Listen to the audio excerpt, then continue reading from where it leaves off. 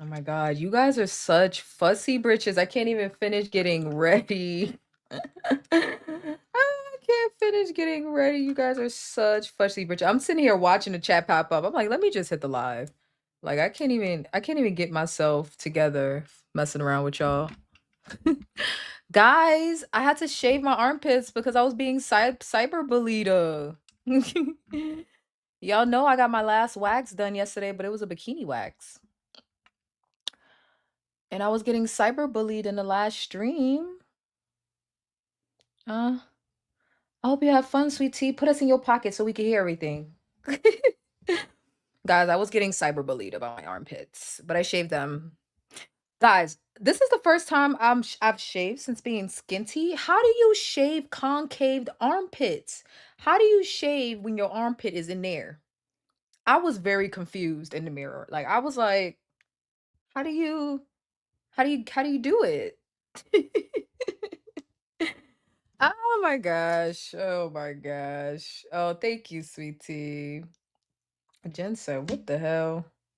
What in the entire flippity floppity floop? I had to put my bra in the dryer. I had to I went for my second walk instead of stretching. Um then I had to take a shower, had to put my bra in the dryer, and then I had to shave my armpits. Okay, I didn't want to be bullied. I thought I was gonna get away with at least another week of being a fur baby, but girl, laser those arms. Well, we're gonna talk about it today. I'm gonna let you guys gladiator fight over whether or not laser makes it into the budget and some other stuff, okay? But we're gonna start out. I still have a little bit of tidying up to do. So I'm gonna start out with a partial reaction to this video that I was telling you guys about. Like terrible, terrible, terrible nonsense. And we'll see, depending on how much you guys are enjoying it, or if you find it to be boring, then we'll finish it. We'll stop it sooner than later. But if you're enjoying it, we might go a little longer than anticipated. Okay. So like the stream, if you haven't already, I still had the safety range studio up, so I had to switch it. Um, so where's my regular banner? I don't even know where. Do I even have it anymore? I don't even know where my banner is. Okay, I'll figure it out. Let me go ahead and share this first. So we're gonna react to a little bit of this. I don't know if I'm gonna have the same issue where when we would try to react to Jubilee, they would end the stream because I was sharing the content. I've never tried sharing from this channel before, so if that happens, I'll just come right back. Y'all know, just come right back to the channel and I'll be live again. All right. So I'm gonna let this play for a little bit while I uh finish getting my studio ready. Hold on, give me just a second. How do you reconcile having $55,000 of credit card debt and still buying thousands of dollars of Amazon purchases every week? You avoid it. I just don't open the mail.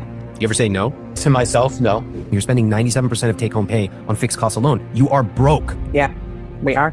We barely paid the mortgage. That was the story of my childhood, avoiding financial responsibility. Our expenses are more than his income, and that's why it's crushing. The credit card interest is killing us. You have less than 1 week's worth of savings with 3 kids. What does that tell you? We're not doing this right. Severe danger. Red flag. We can maybe worry about that in a few years. We don't have a few years. I don't even know if we have a few weeks.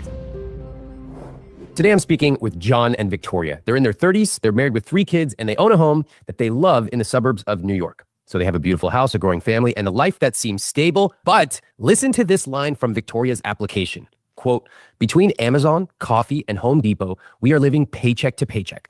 We haven't been able to pay our mortgage this month because of that. We need help affording groceries. You can hear the desperation.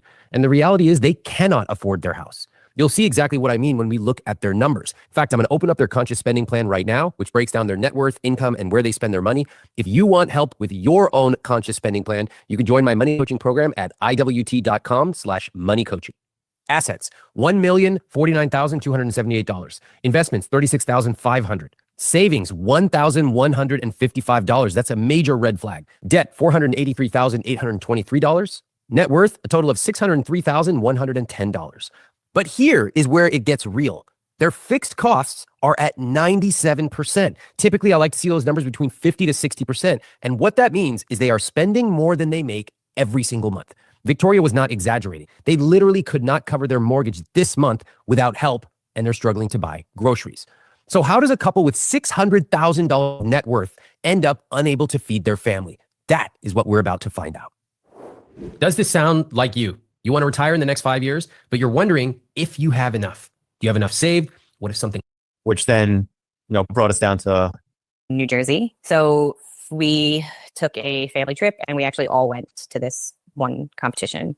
And while there, we ended up having to switch hotels. well, yeah. And then there was the half the payment that had to be paid, which then, brought us down to not being able to meet that mortgage without that check. It seems to me like you'd be cutting it a bit close if having to switch hotels means you can't pay your mortgage. How much are we talking about for the hotel?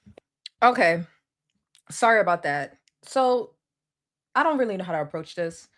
I don't really know how to approach this because I was about to say these motherfuckers, but I'm gonna try to get through this without cursing.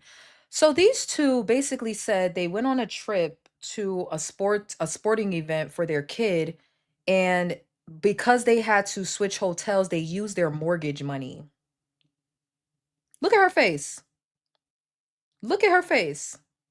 We're probably gonna get about 30 minutes into this, but they spent they had to switch hotels, so couldn't pay their mortgage. And look at her face.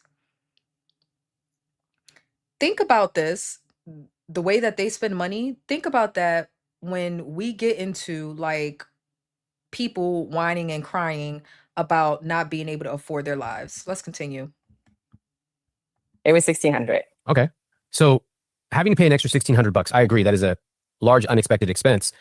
But from my perspective, if I was down to $1,600 and I couldn't pay my mortgage, I probably wouldn't take a trip. How did you make that decision? I kind of guilted him, I think, into coming because I feel like he voiced wanting to make a family trip out of it. And then my older son heard or was told that, the whole family would be there for him at his competition. And I felt like he never gets that at like the summer competition. He never gets that. And so I felt like it was unfair to my older son to like cut back 3 days before going. Did finances play a role in your decision, Victoria, or no? Not at all. I feel like I just went off feelings for this decision.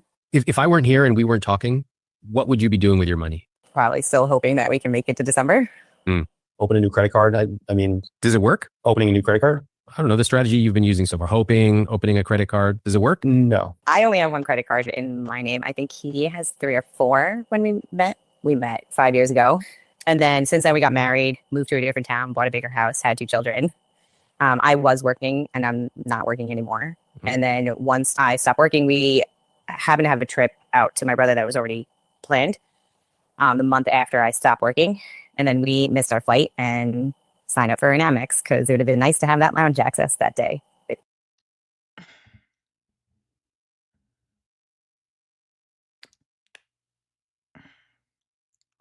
Now I'm a lounge girly, okay? I have lounge access. I have an American Express.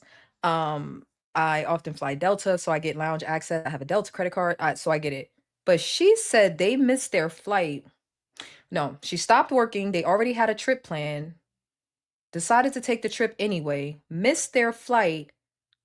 And because it would have been nice to have lounge access while they were waiting for the next flight, they opened another credit card. Now, I'm not saying I know much about finances. Like, well, I'm not saying I'm a financial guru because I'm not, and I'm not giving any advice other than to look at her face. Look at her face after expressing that her family that can't afford the mortgage opened a credit card for lounge access while they were taking a trip they didn't even have money for. Look at her face. But this is the couple that's going to say they can't afford groceries. Let's continue. A 12-year-old and a 10-month-old, You signed up for an Amex to get an on-the-spot lounge? which we didn't get to use on the spot. That credit card gave us the opportunity to not worry about the paycheck to paycheck at the moment. And has that been the case for the last 2 years? Yes. If we could rewind and take a time machine back to that Amex lounge and you didn't open up the Amex card, what do you think would have been different? That's where I get stuck in situations like that. I'm never gonna let my family, not be able to eat or pay for something that's needed. So if I have to open a credit card to make it to the next month, then to me that's it may hurt my credit, but it's needed. How did that happen? How did a credit card avoid the paycheck to paycheck cycle? For the first year that we had it, it definitely helped because we are fortunate enough to get a financial gift from my mother-in-law in December. So that lets us ride for X amount of time. Yeah, it definitely helped the first year, the credit card getting to December with me not working and not having any income to contribute to our bills. How? Because it allowed us to pay everything and get food, like John is saying, and keep the house running. Something was going to come where we could then pay it off. Right. So then we knew. Hold on. Can I drill into this? So if I'm interpreting this right, your expenses were high. And because Victoria, you were not working, the credit card allowed you to basically float money. So you could spend it on food, whatever, and then you could pay off a certain amount. I'm guessing you didn't pay it off in full, and that allowed you to float. We did not pay it off in full. Can we talk about the debt? Sure. It's about 55 grand of credit card debt, I think, among all of the cards. Okay. Let me understand a little bit more about your relationship with money. How often do you talk about money? Once a year. Not often enough. Whoa, that was a very, that's rolled right off the tongue. Once a year? What? Unemployed, Sydney. She's unemployed. I'm not sure if she gets into why she stopped working, maybe to stay home with the kids. Let's listen and see. What month? December. Oh, okay. So do you use my rich life philosophy, December, that kind of thing? Or is it just December? It's just December. Oh, I was hopeful for a second. They do the full rich life visioning. They have an expansive play. Okay, no, it's just December. All right. Well, what do you talk about in December? Where we're at with credit cards. Yep. Yeah. Hold on. Where you're at with credit cards. Explain that to me. Which card needs the bigger payment first? Okay. And then? And then I try to see if we can make it to next December. Oh, how long does this conversation take? Well, last year, I think it took longer than normal because we added the American Express credit card. And I was probably like a week and a half of me in a spreadsheet. Why does it take a week and a half to talk about credit card, 1 or 2 credit cards? I was attempting to do like a projected, this is our balance in our bank now. This is when we get his income deposits on this day. These subscriptions or payments and auto bills pull out on X, Y, and Z dates. Which bills can be paid on credit? Which bills need to be paid with cash? Which credit card has the higher interest? And if we There's an put a insect bigger trying to payment, attack me. down payment in on this card, can we charge more throughout the year? And just fiddle with the numbers to see which one would have made us to December. When you just said that, look at your breath. I noticed Yeah, you're I'm like, out of breath. yeah. How does it feel telling me what you did, even just describing your December financial meeting? What does it feel like? It would have felt better describing it if I could say at the end of all that it was going to plan, but it's not. Yeah. So you're out of breath describing I'm going to put a poll your in the chat. week and a half long process. And you said it would have been better had you reached the outcomes you planned for. What were those outcomes you wanted to plan for? Just to be able to make it to December with groceries and bills and mortgage. Oh, can I say something? I don't know how to say this more politely. It sounds a little depressing that the entire plan is just to tread water to make it until next December. It is. It's slightly depressing, but it's that or go back to work and not be with the children, I think are my only options. Mm-hmm. Are you guys decisive about money? No, I think we just do whatever. Yeah. John, you agree? I agree. That's why I think my big outtake would be a semi-rigid plan to kind of see where we're going. That's what Victoria's been kind of doing over every December. What is happening right now? Are you telling me what you guys need? I feel like if you knew what you need, you probably wouldn't be talking to me right now. Well, yeah. It's like me going to a car mechanic and telling them how to fix my car. Why am I talking right now? I don't know anything about cars, right? You guys came to me for help. Let me help you. Yeah. Okay. Oh, sorry. No, this is actually very revealing. I appreciate it. So I asked, are you decisive? Victoria was like, no, we're not decisive. John, I don't know what you're just trying to tell me how to diagnose your own money problems. It's not going to work. But do you all just like talk about money and you don't make decisions? Is that how it goes? And we don't really talk about it. Like we really just talk about it in December. In a format that's not really decisive, right? Yeah, no. Right. Right. This is interesting. So you don't talk about money. Is it surprising that you're not in a good financial situation? It's not surprising. Great. So, all right. I'm with you so far. You don't talk about it. You're not in a good financial situation. I agree. Those two follow. So what if you did talk about it? It would hopefully be better. I hope so. Why are you using the word hope? Like if I had never played basketball And then and you're like, hey, Ramit, you never play basketball. Is it a surprise you are not good at basketball? I'm like, no. And then you go, hey, Ramit, what happens if you go out there and practice dribbling for like 2 weeks straight for 2 hours? And I'm like, I hope I would be better. I'm not going to hope. I'm going to be better at basketball. If I practice dribbling for 2 hours a day, I'm going to be better. Am I missing something? I say I hope so because I don't know. Talking is one thing, and I've been trying to wrap my head around. Is there something else? We still gonna live paycheck to paycheck if we talk about it. How come you don't talk about money? I don't know. I think it just sucks knowing that like we want to do things and want to get things and to some extent still do, but it comes at what cost? What is the answer to that? What cost? Stress. Okay. Stress and worrying about whether or not either he has to change jobs like tomorrow or I have to start work tomorrow. And how am I going to do that? Okay. How am I going to just start a job tomorrow? John, why don't you talk about money? With work and the kids, sometimes, for me, I'm super exhausted. So even trying to talk, without having something come up or take care of something at the house, there are bigger priorities. So it doesn't happen. John and Victoria's entire financial life runs on hope. Hope that they'll make it to December. Hope that a gift from family will cover their shortfall. Hope that the credit cards will float them just one more month. But hope is not a financial strategy.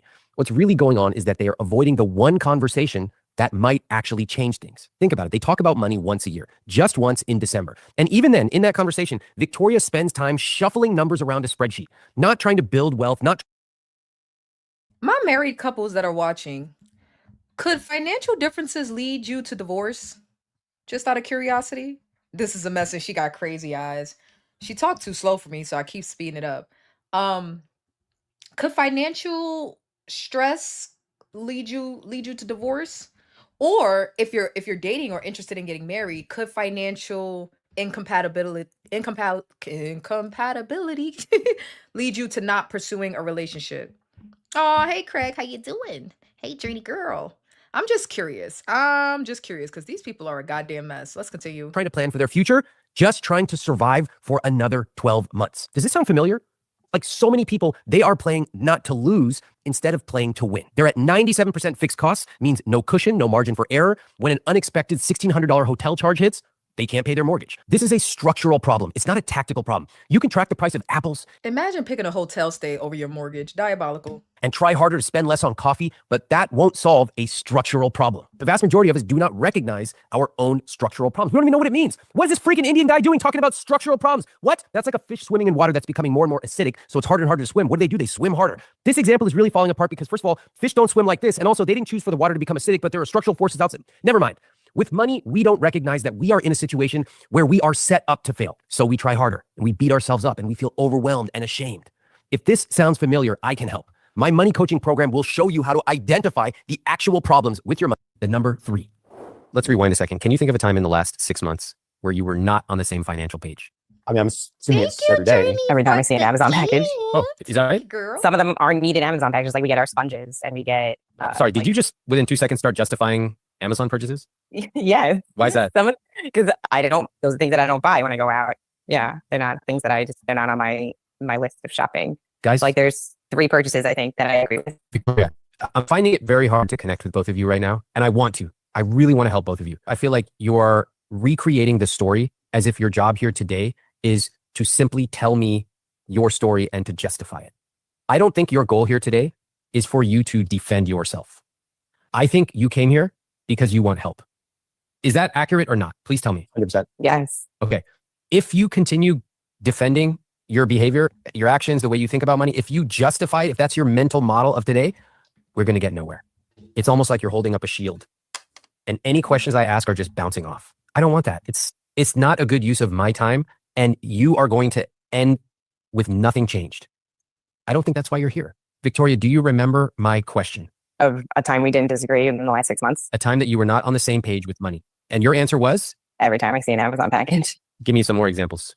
This is just the last 3 months, but there was a $60 peanut order for the birds. Keep going. $20 or $12 bird seed purchase. There was a silicone popsicle mold for $13 at Are you looking at a spreadsheet right now? a list that I made. Oh, is it on your computer? Yeah. Oh, can you share the screen? I'm sure I can. Okay, hold on. Let me look at this. So I see Amazon purchases. I see silicone popsicle molds, $12.99. DeWalt Impact right angle attachment, $19.99. Solar post cap lights, 12 pack, $79.99. Why don't I know any of these words? I literally don't know a single one of these things. Grouting sponge, another word I don't know, $9. Wildlife peanuts, $60. And gold class car wash for $9.69. Okay. Hey, while we're here, I see a note called money wish list. What's that? Uh-oh. Oh, I like, can I talk about this? No, it's fine. So this is a money wish list. I actually love people having a wish list if they want to buy. My biggest thing is being laser focused on, a plan. And this is kind of where the grand scheme of things, where it starts. All right, let me describe the money wish list. I see air duct cleaning, $1,600, bar stools, $750 each, dining table chairs, $750 each for some bar stools? Am I just cheap? What the fuck? $2,400, lounge table, $800. Mind you, they can't afford nothing. This is the same couple that couldn't afford their mortgage, but $750 bar stools. Okay, each. We don't even know how many they want to get. Lounge seating, $500. We got medical bills, $2,500, and there's a check next to that. Does that mean that you have done that? It's been done. Yep. Oh, it's been done. Okay. Other things that have been done, including a landscaping bill for $1,500, home energy efficiency test for $800, backyard deck for $3,000. Now I'm going to continue on with more wish list items that have not yet been done. These are projects, home projects. Second floor bathroom, $20K, basement bathroom, $5K, water purifier, $6,000, bedroom blinds, $12,000, guest closet, $2,000, AC upgrade for $30K, and solar panels for $30K. And there's a note in bold underline that says this list totals $82K. All right. And then let's look at the last one, which is called far, far future. Also, just want to say I love this. I love planning out what is in your rich life. It's cool. Backyard, driveway, carport, and driveway, $180K, and then finish attic for $15K, and that list total is $195K. Lord. Okay, that was cool to see. Who maintains that money wish list? I think it's on it's shared. Yeah. And how do you guys feel about that wish list? Like, what's the context of that list? Is it just things you want to get one day you put on there? Yeah. It's desires and goals, for living in this house, in a very With no fucking plan on how to pay for it. comfortable manner. Okay. I noticed that some of those were already done. There was a check next to them. How do you decide which ones you're going to do? So the ones that are checked were like just absolute necessities that, were either already a bill and had to be paid, or were things that we wanted to do, like the home energy test to see where we're potentially losing heat out of this house. And are we spending more that way through that method? John, what about you? What do you say? Basically, everything is just either the cheapest, but the most necessary to get done. Everything else was, nothing we need now, would like. So we've kind of left that once, we can kind of focus on that. All right. Who spends more money? I think John does. Okay. All right. So John, you make more of the purchases. And it sounds like Victoria, you kind of manage that end of the year process where you try to reconcile spending and keep your family financially afloat until next December. Would that be fair to say? Yeah. John, do you feel included in the financial planning? As much as I probably want to, yes. Okay. I think there is a lot. I know Victoria enjoys that. So I try to, let her do most of the planning. I don't mind. How do you feel about that, Victoria? He's accurate, but I do enjoy planning it all out and figuring out, where we can stay afloat or how we can cut back on certain things we have. Well, they may live near the Kardashians, but they ain't got no goddamn money. Cut a few subscriptions, nothing crazy, I would say, throughout the last 2 years or so. But I don't know. It just seems that like we can plan, but that there's not as much like willpower or accountability to sticking to the plan. I think John and Victoria actually did something really cool right here. They sat down together, they created a vision for their future that is specific and detailed. And write me, go watch my videos.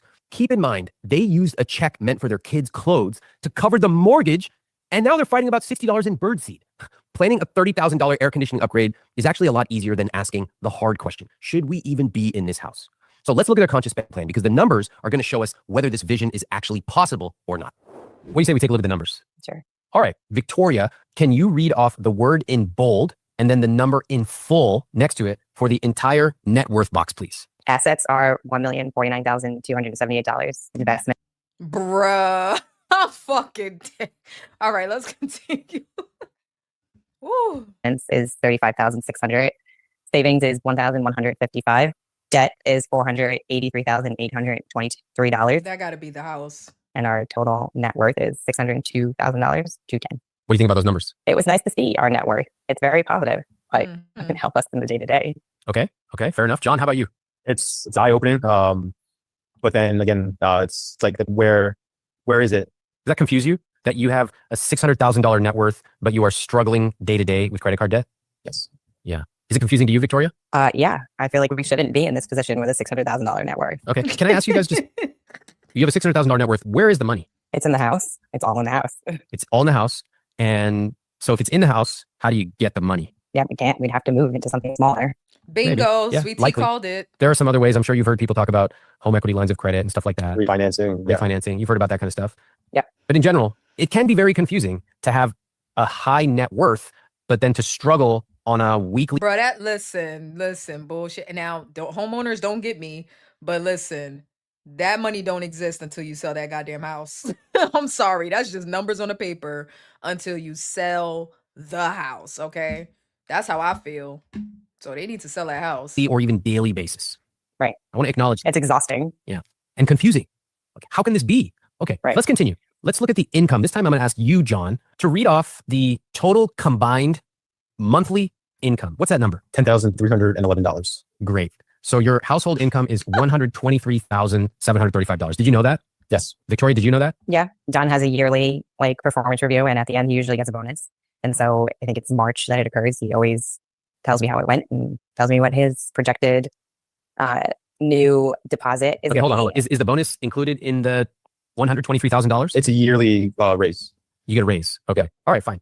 All right, so you make $123,000. And just to note that John is the sole earner. So John is making $10,311 per month. Correct. Can you tell me about your occupations? John, what do you do? I do various IT stuff for a hospital. Okay, cool. And Victoria, before you were full-time at home, I believe, can you remind me what your occupation was?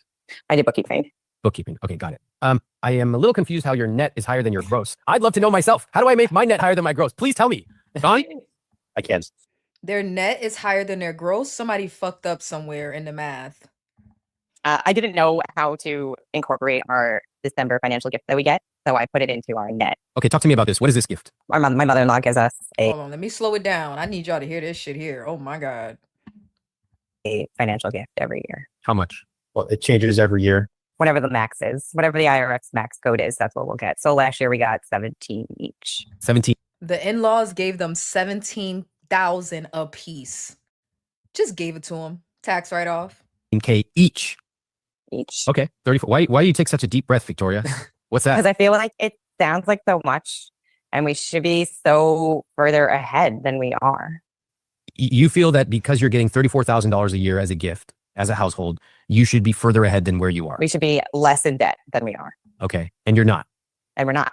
Okay, what does that feel like? It sucks.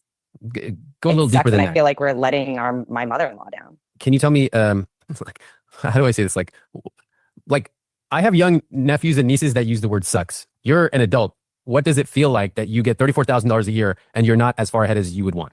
I don't know. It sucks. I don't know what's a better word. Hold on. All right. Straight from the therapist's office to Money for Couples. You see this on screen right here? It's called the Wheel of Emotions. It was given to me because I also struggle to sometimes share how I feel. I need better description so I can understand what this feels like. It's disappointing. I want to say it's also embarrassing slightly Why is it embarrassing?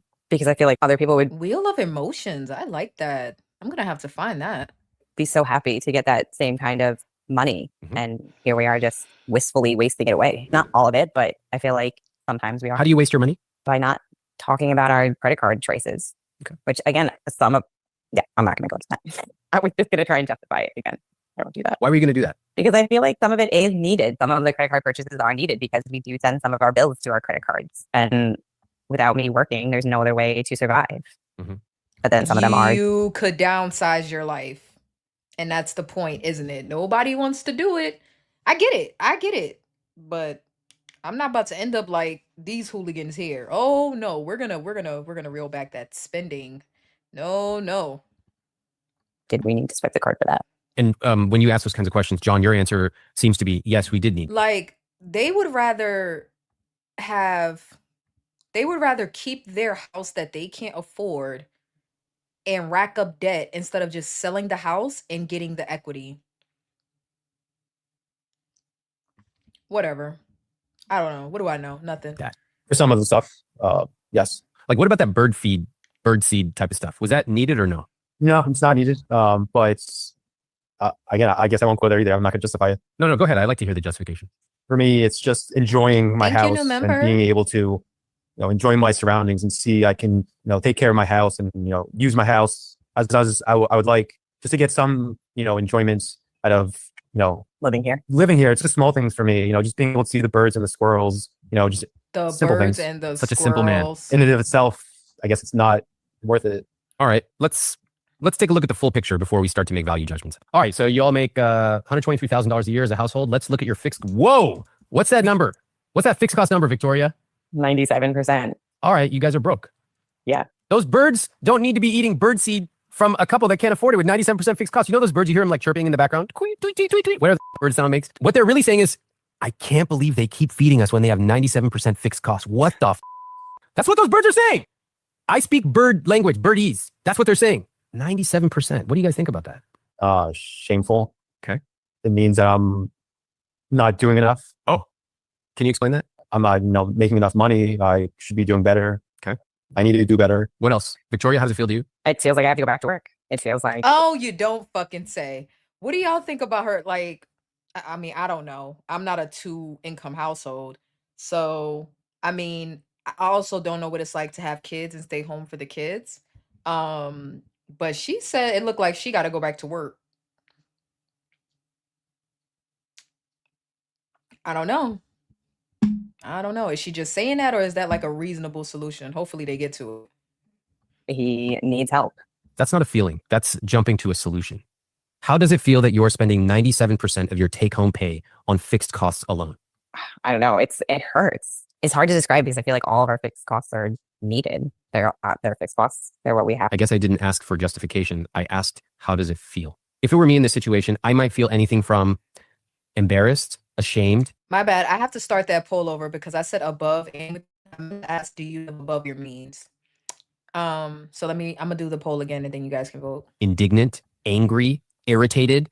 I might feel confused. I might feel determined. Confused is a good word. Confused and determined are good words. I always keep saying that I feel like I need to start a business, right? Which would be a solution. Why are you selling the solutions? Because I think it's my math mind. Let me venture a guess. Family didn't talk about feelings at all growing up? No, Not on my end. Yeah, I already know, John. I was coming to you next, but I know that too. my parents never fought. They just fought in Spanish. So yeah, I mean, never talked about money. Let me say that again. My parents never fought. They fought in Spanish. Yeah, because I don't speak Spanish. They never taught us. Okay. They still fought, right? I'm sure they did. Okay. Girl, what No the hell? fluency with feelings. I don't know if you guys have noticed this several times today. I asked, how did that feel? Both of you have the similar tendency. What is the tendency? Okay, Justify. Journey. Justify it or, Find a solution. yeah, jump to solutions. And can I just be really candid? Your solutions are not good. They're not good. That's why we're here. Exactly. We wouldn't be here. Exactly. So Right. maybe the old approach of justifying and then jumping to a solution, which is not even good, is just not the right strategy. If I were in your position, I would be like, holy Ramit just pointed out something I don't think we've ever realized we do over and over. And if we're just doing it right now 20 times, we probably do it 1,000 times in different parts of our life. Maybe I should listen and let him take us to a place that we can't get on our own. But that requires you putting yourself in the mind of a student. It's really hard. It's really hard. That's why I have a lot of respect for you coming on this show. For any guest that comes on the show, the two of you coming here talking, this is not easy. It's forcing you to take a really hard look in the mirror. But in order to get there, I need you to put yourself in my hands because your strategy is not working. You're spending 97% of take-home pay on fixed costs alone. You are broke. We are. Broke. Do you understand that you are spending more than you make every single month? Yes, I do know that. Great. So we know that your approach doesn't work. We can all agree on that, which is a great thing. Now the question is why and what can we do about it? Would you be willing to go down the path with me? Yeah. John and Victoria justify everything. The bird seed. I just want to enjoy my house. The Amazon purchases. Some of them are needed. The credit card spending. Without me working, there's no other way to survive.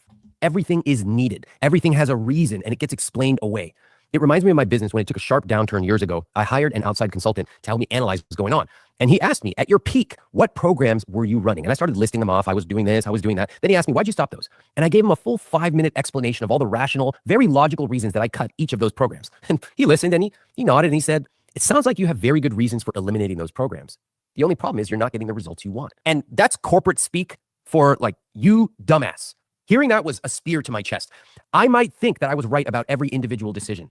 But if I'm getting the wrong overall result, does it really matter? What I should do instead is ask myself, where did I take a wrong turn? And I did take a wrong turn. Victoria even caught herself doing the same thing, justifying. She started to explain why certain credit card purchases were necessary. Then she stopped herself mid-sentence. She knows she's doing it, but she can't stop. And that $34,000 gift they get every year from John's mom, that is life-changing money. That could pay off a huge portion of their credit card debt or build an emergency fund. Basically, it could change their financial situation in a very meaningful way, but they're still broke. Still at 97% fixed costs, still can't pay their mortgage without help. So where's the money going? They have no idea because they're so busy justifying every individual purchase that they have completely lost track of the big picture. I need to see the actual breakdown because I suspect their fixed costs actually include a lot of things that are not really fixed. We're going to get back to the numbers right after this. When I go to a doctor's office, I never fill out paperwork. I trustandwill.com/Ramit. Your fixed costs We're going to come back to those and go line by line, but let's just look at the rest of the CSP. Your investments are at zero, so you're not investing. You did mention something about a 401k. We're gonna go over their I'm gonna let him go over their spending, and then we'll get into my own budget. How much you putting in? I put in 6% of my gross, and then it's matched at the end of the year. How much? 7.5%. All right, so it's like $15,000 or something per year, ballpark. Fine. All right, savings are at 1%. You have $125 a month for gifts, and then everything else, guilt-free spending, says 2% or $223 a month. Well, we know that's not true. The bird feed costs $70. Well, that's okay. That's once a year. Wow. Are you disagreeing with what I said or not? Because we all know I'm right. You guys spend more than $223 a month. Are you going to push back on that? No. No. Okay. What you just did was really interesting. John, I know you're about to go into the bird feed is only once a year, but actually blah, blah, blah. It doesn't matter. You're actually fighting the wrong battle. And I think this probably happens a lot. This need to hyper focus on a tiny detail in front of you, but miss the overall point. I really don't care if you order bird feed once a year, once a decade, or once a day. I don't give a Your number is wildly inaccurate. You are spending way more than $223 a month on guilt-free spending. Probably 10 times that. In fact, 15 times that. That's the important thing about this, not the frequency of bird feed purchase. Would we agree? Yeah. Okay. I don't even know why I asked that. I know it's right. We don't need to agree. That's the right answer. How much do you think you spend on guilt-free spending? Well, it's not. Let me rephrase. How much do you think you spend on discretionary purchases? I have no idea.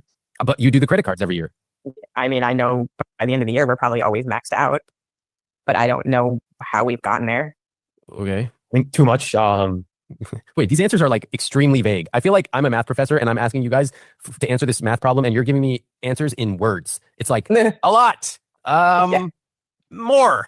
I'm like, But I was just going to do it again and focus on one purchase. But we did buy $5,000 outdoor furniture last summer that we probably shouldn't have bought. necessity or desire? No, desire, because I'm home and wanted something to be outside with. You know, there's this funny phenomenon when it comes to weight loss. It relates to money in a really interesting way. And one of the things is just, being active helps people become healthier, whether losing weight, building muscle, whatever. Not for the reasons that people think. Yeah, walking burns a few calories here and there and stuff like that. That's important. Yes, it gets you active, cardiovascular health, great. But one of the underreported benefits of just going for a walk is that if you're walking, you're probably not eating a bag of chips. It's crazy, but it's often as simple as that. When people are at home, average American is snacking. So if you are doing anything else, literally outside counting blades of grass, at least you're not eating hyperpalatable food, which can be really beneficial. This is one of the reasons that when people are walking in Europe, it's not their freaking yeast. It's that they're simply not sitting at home eating out of a bag of corn nuts. Well, that's actually true for people and their money. Victoria, you just mentioned I'm at home. And so therefore, finish the sentence, please. I wanted something to be outside with. Bingo. I'm at home and therefore I spend money. And it could be in the form of backyard furniture. It could be in the form of renovation. It could be in the form of any number of household items, recreational items, etc. Do you see that pattern? Yeah. What do you make of these numbers? 97% fixed costs. What do you think? It doesn't seem feasible to continue this way. Agreed. John? Saying this is something's wrong. Okay. Agreed. You all have 3 kids, correct? Yeah. Yes. Your fixed costs every month are $11,000.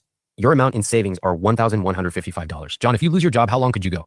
However long it takes to foreclose a house, I guess. You could go like less than a week. Yeah. That's it. With 3 kids. Ciao. And do you realize we've been talking for, I don't know, an hour or 2 hours already, and we have talked I actually didn't hear where they live, but Sweet Tea and Journey thinks they live in California.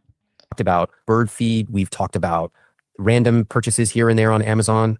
And do you realize that you have 1 week's worth of savings? If you lost your job, it's over. We had more. Oh, please continue justifying. Tell me. Tell me all the things that used to be good and now they're not. Tell me. Yeah. Well, yeah. Used to be good. You have less than 1 week's worth of savings with 3 kids. What does that tell you? We're not doing this right. Yes. What else? That we're in trouble.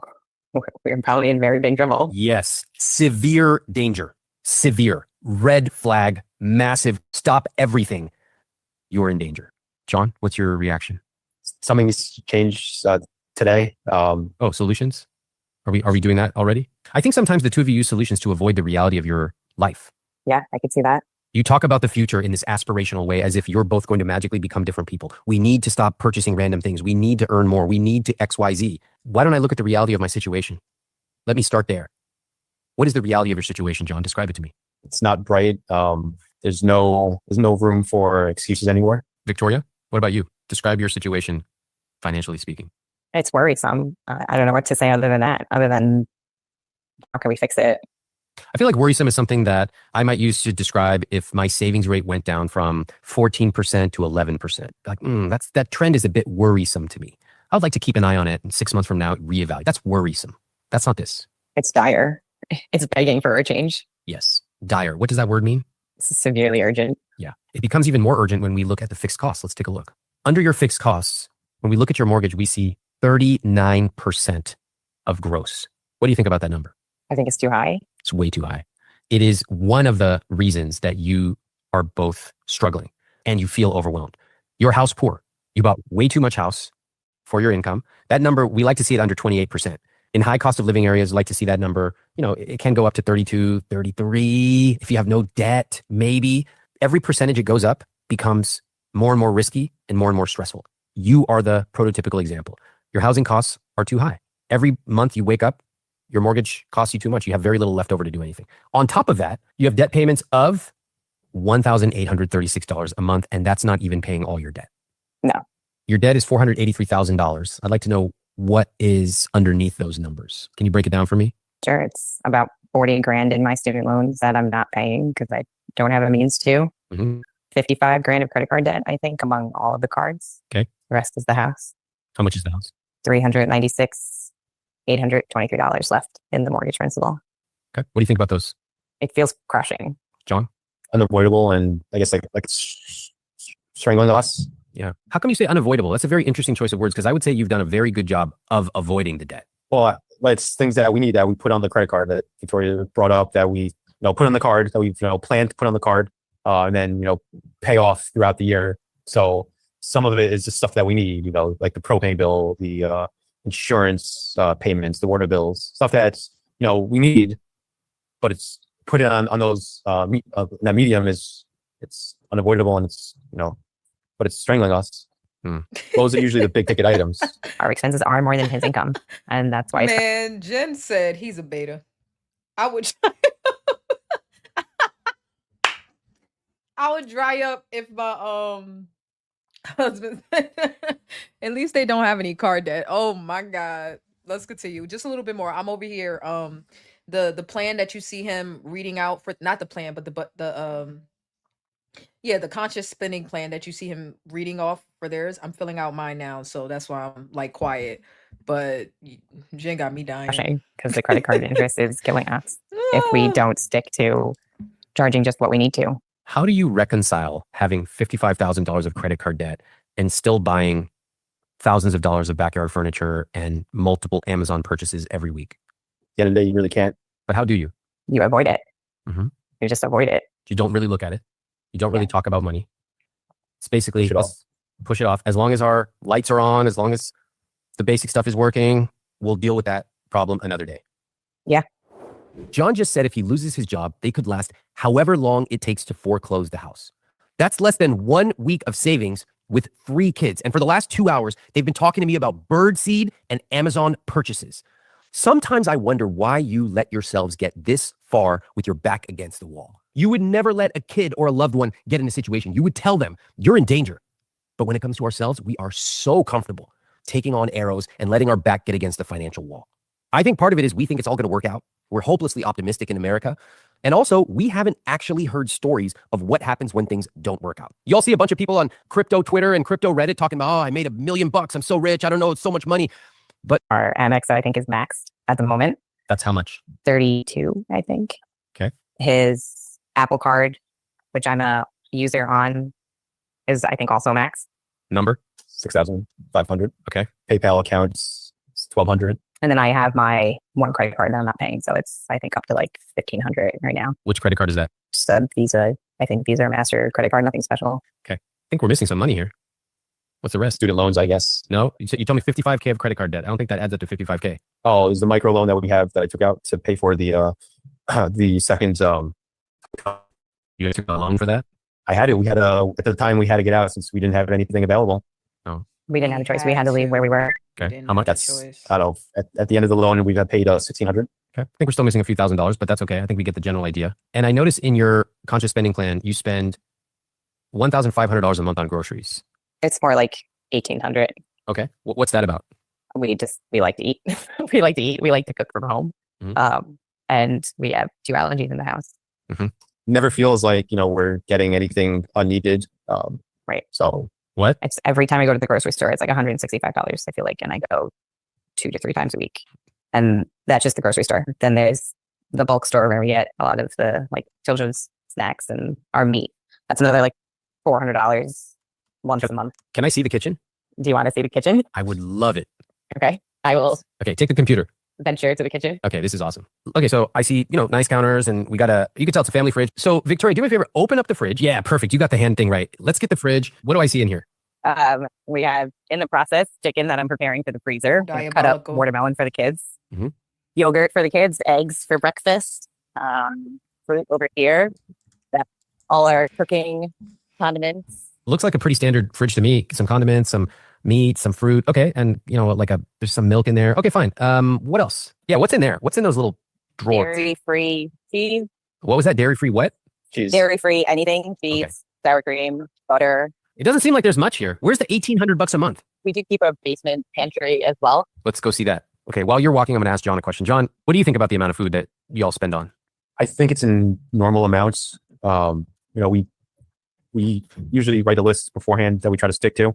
So we usually get Why what's on does the he list. sound so scared when I don't he's think it's talking? anything- What is wrong with We him? don't have too many snacks. That's where You have a list, but you don't have a number you track, right? I know that. no, it's our rich lifestyles, our food. So we kind of All right, hold try on. to stay within. Don't take my terms and bastardize them, okay? You can't say it's my rich life when you are at 97% fixed costs. Don't do that.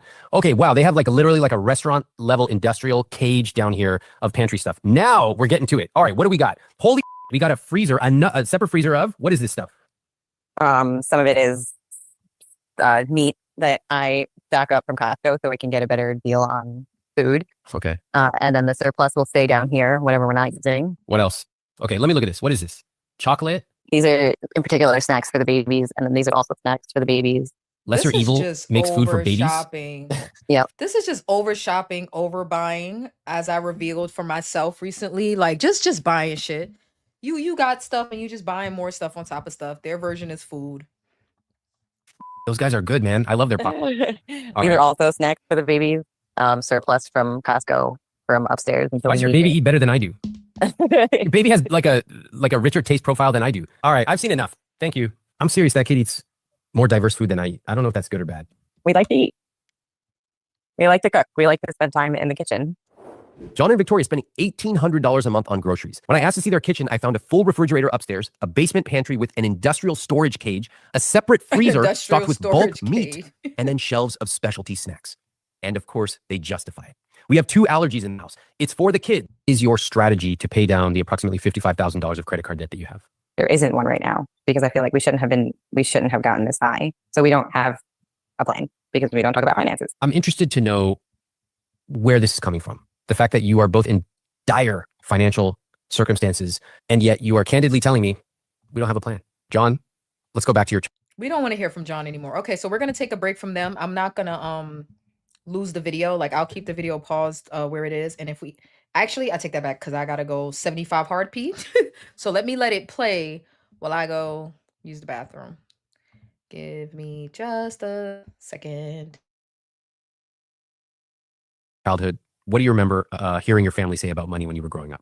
I mean, it was never really discussed. I lived in 2 households, one with my parents and one with my aunt and uncle as guardians. As a young child, I never saw them work, let alone talk about money. How did they make money? I'm not really sure. I think probably handouts from my grandparents. I'm assuming, just to keep us afloat as children, more so. You mentioned that you had your parents and then your guardians. Yes. Can you explain that? I've never heard of that before. My parents were not capable of being parents, so they got divorced, and neither of them were able to take care of myself and my sisters. So my father's brother's family took us in. So they became your legal guardians. Correct. So let's fast forward to today. You mentioned your parents may have gotten handouts. Yes. Your mom now gives you $34,000 a year. My aunt. Your aunt. Okay. I don't even like the word handout. I feel like it's a very loaded term, but there are some parallels between your parents and now the way that you both make money. Would you agree? Yes. Okay. Do you see how these generational patterns often repeat themselves? Now that you put it that way, yes. Did you ever make that connection before just now? No. What other money messages do you think you bring from your childhood experience with money to your relationship with Victoria? That if I think we need it for whatever reason, it's needed, and I need to purchase it. You ever say no? To myself, no. Mhm. I think I have to Victoria, and I probably have made her feel bad because I know I still have money that I have in my personal account that I can, sort of justify it. But then for her, it's not as easy. So it's easy for me then to say it's not needed. Seems like it's painful for you to say that. A bit Why is that? hard to then correct, I guess. John, do you think you really get the type of financial danger that you're in? Yeah, and I mean, I do, yes. And I often get anxiety from it, but it's hard to then do something about it because I know I always, for me, my approach is always, from everything I learned from like growing up with my aunt and uncle is if I want something, I got to work hard for it. So for me, it's always been, oh, I got to get a new job that pays more. I got to study to get a better job. So for them, it's never been no, but for me, it's been no. It's been, go for this, keep going, keep pushing as hard as I mentally can or physically can. Can you do it? Can you keep pushing? No, It's pretty honest. I don't think you really get how dangerous your financial situation is. I don't even think you got it in the answer you just gave me. You pivoted right to no. what you need to do, which obviously your aunt and uncle and probably your relationship with your parents had a lot to do with how you.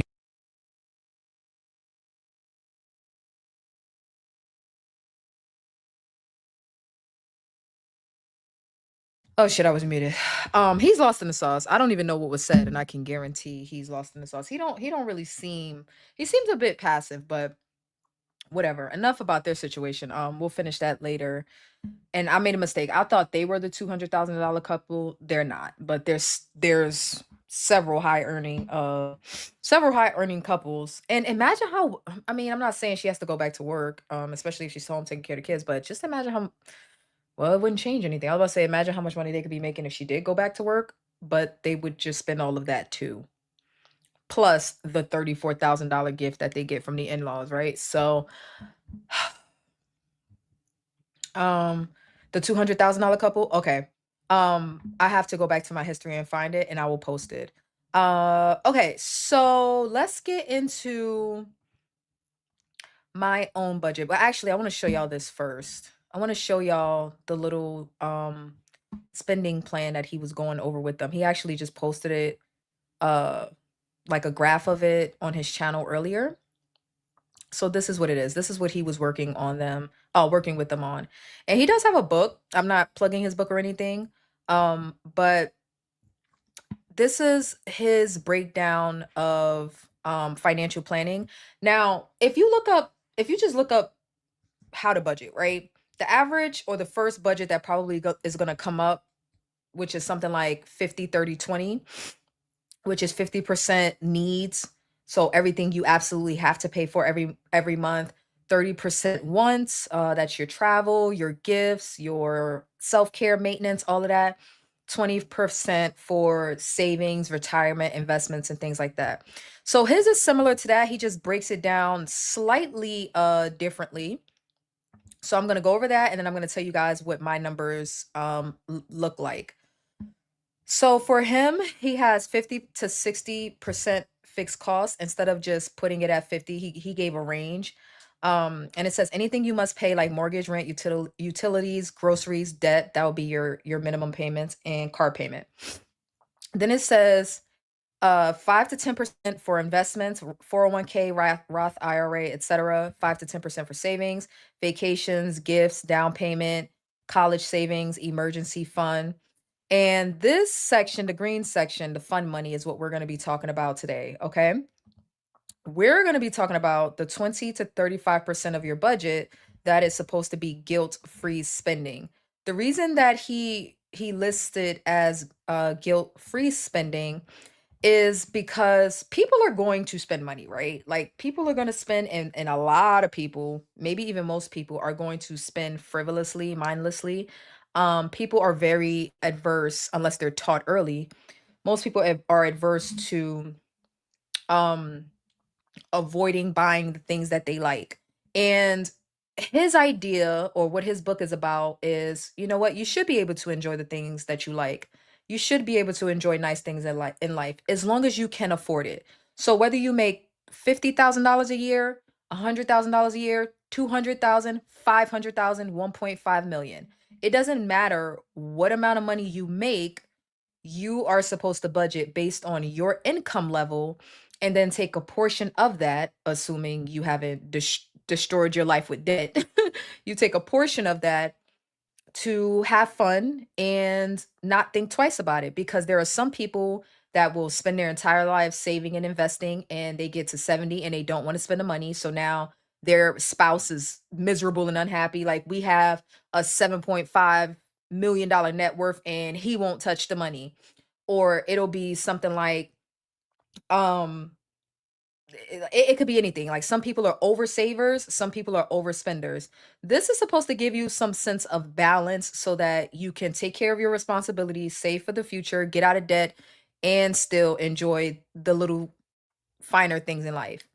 When I first tried to get out of debt, I took more of Dave Ramsey's approach, which is figure out all of your fixed costs and then throw everything left aggressively at debt, starting from the lowest debt to the highest.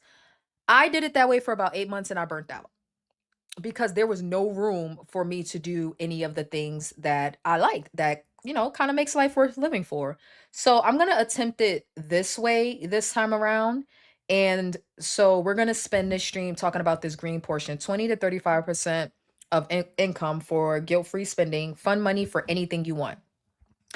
Now, I'm more of like a travel girly, so we're going to see if some travel's in the budget. All right, so let me share my notepad. Let me share. I'm not going to share the screen with the conscious spending plan on it that I filled out. But it is free if anybody's interested. You could just go download it from his website. But I will share my notepad because we're going to talk about that 30% and what should fit there. Oh, I forgot to put laser. Hold on. Laser hair removal. We're going to see. We're going to see what should fit there. Give me a second. I need to figure out how to make this bigger. Font.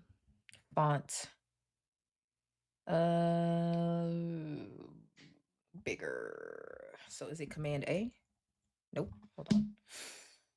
Font is bigger is Command plus. Okay. I have a fucking whatchamacallit MacBook and I never know what I'm doing. I never know what I'm doing. All right. Here we go. So, where the hell? Not Chrome tab, window, this. I want to show you guys this. Okay. All right. Before we look at this, which is, I just made a list of wants of things. I made a list of what my current maintenance list of spending looks like. I didn't put any prices for everything because I'm going to do that now. But first I'm going to tell you guys what I came up with when I filled out the conscious spending plan. Now, I had already started working on reducing some of my spending. So I'll tell you a little bit of what I came up with as far as that. But if you look at, actually, sorry, let's go back to this real quick. I want you guys to see this first. If you look at this setup, let me tell you the numbers that I came up with. So for my fixed cost between 50 to 60%, mine are currently at 56%.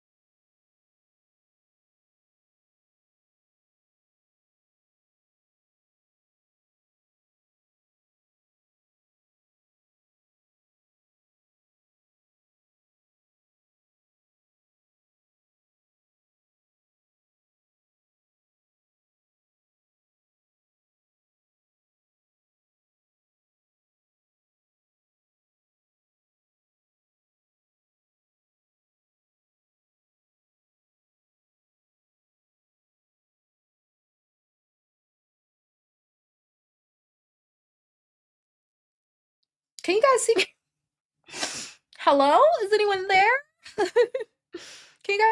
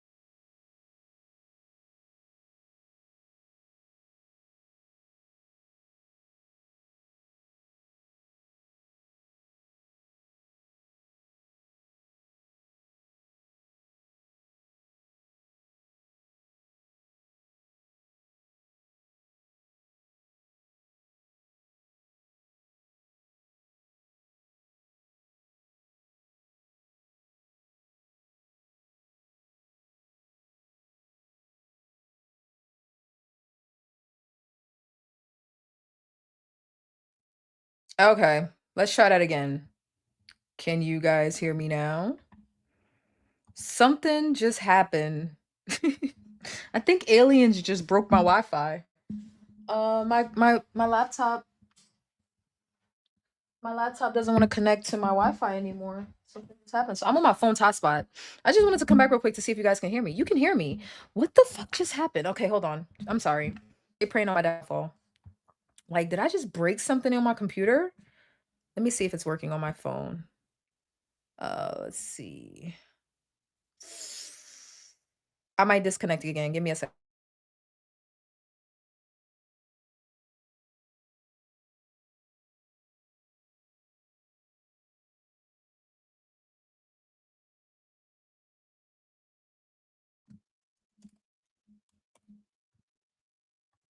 Oh, okay. It looks like it's back. That is so weird. I don't know what just happened. All right, I'm gonna try to connect my phone camera again. I'm sorry about that, y'all. Let me share my screen. I'm so sorry. I'm so sorry. I'm so sorry. I'm so sorry. I'm so sorry. I'm so sorry. My bad. Everybody can see me and hear me? My bad. Something happened. Like the Wi-Fi just went fucking haywire. That's what happens when you live in the damn woods. Well, I can't even say that because I don't know what the fuck just happened. That has never happened before. That's twice today. I wonder if it's the internet or if my stream is being reported. That's what I'm wondering. At that time, I actually think it was my service. Okay, let's see if I can still connect to my iPhone. Um, let's see. All right, my bad. My bad, my bad, my bad, my bad, my bad, my bad. Okay, let's try this again. All right, so we're gonna get into which how I'm gonna get into how much of my budget is actually gonna go toward the things that I want and which things from my list of maintenance I should actually keep and what should I get rid of. All right, so let me sorry about that. Let me right, okay, Andrew. Let me share this again and show you what the plan is. Okay, so let me show you the numbers that I actually came up with when I filled mine out. So my fixed cost was at 56%, which falls in between the 50 and 60% range, which is good. I'm not investing right now, so that section is at 0 instead of 10%. Savings is at 24%. However, savings includes saving for my emergency fund, but it also includes the extra debt that I'm going to be throwing toward, I'm sorry, the extra money that I'm going to be using to pay off debt. So it doesn't include vacations, gifts.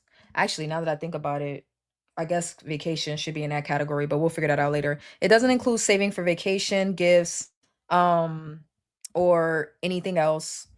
Like again, no retirement or anything like that. It's just the money that I stopped spending for an emergency fund. I mean, I'm sorry, the money I stopped spending on health insurance, Blue Cross Blue Shield.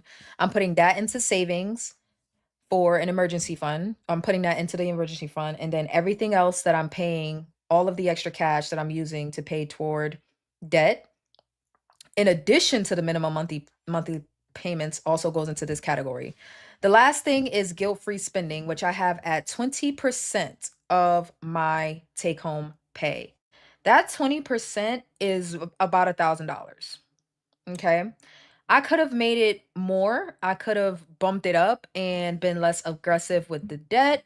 I could have bumped it down and been more aggressive with the debt, but I figured, I mean, I should be able to make $1,000 a month work, right? Hell, I might not even need the whole thousand. That's what we're gonna find out now. That's what we're gonna find out. Okay, so let me take this down, and then we can get into gladiator fighting over laser or not. Okay, so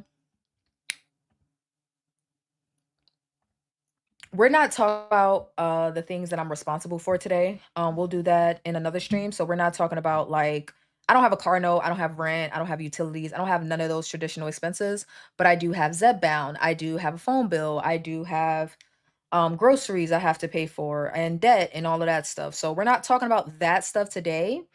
Um about how much would I be putting into debt? We'll get into my minimum payments in a minute, and then what I'm gonna put on top of that. It's like damn near half my income. All right, so this is what my maintenance currently looks like. Monthly, up until this point, I would get waxed, I would get my nails done, I would get a massage, I have a membership. I have a Panera Sip Club membership where I can get unlimited coffee. Hotworks is a hot yoga studio that I was paying for monthly. Hydrate Medical is a IV drip therapy that I had a have a membership for.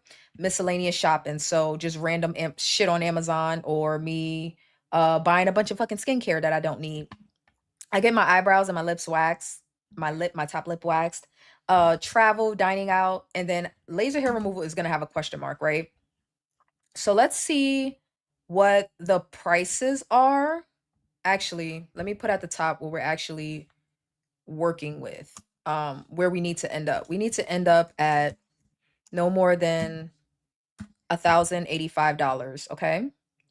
1K for what? 1K? Well, we're about to see. I may not need it. That's where we're about to see what the 1K goes toward, because if I don't need the whole 1K, whatever's left is going to go either into savings for an emergency fund or toward debt. 1K is for guilt-free spending as a part of this plan. It's 20% of my income for fun stuff, whatever I want. Okay. So my waxes typically cost let's see. Let me pull up a calculator. It would be like 56 for a bikini full plus 27 for the underarms plus another like I think 45 for the legs, and that would be $128 for the month. My nails easily is another 120, and let's say 130. My massage is a membership that I pay $89 a month for. Panera unlimited mocha chocas, which is really just iced coffee. We'll see if I should keep this or not. $16. That's the membership price. Actually, I have it for $5 for 3 months every month. So I actually won't pay $16 until like January or December or something like that. Hotworks was $89, but I paused this for 6 months.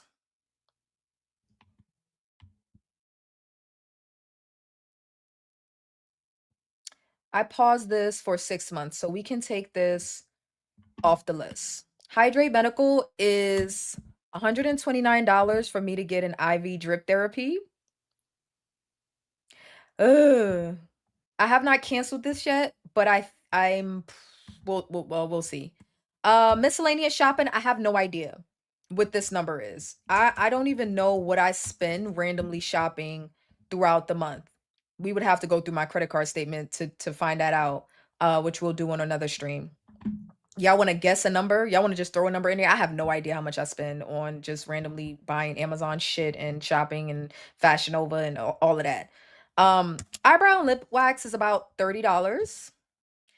I used to do threading, but I haven't found a good threading place where I'm at now. Travel, I have no idea.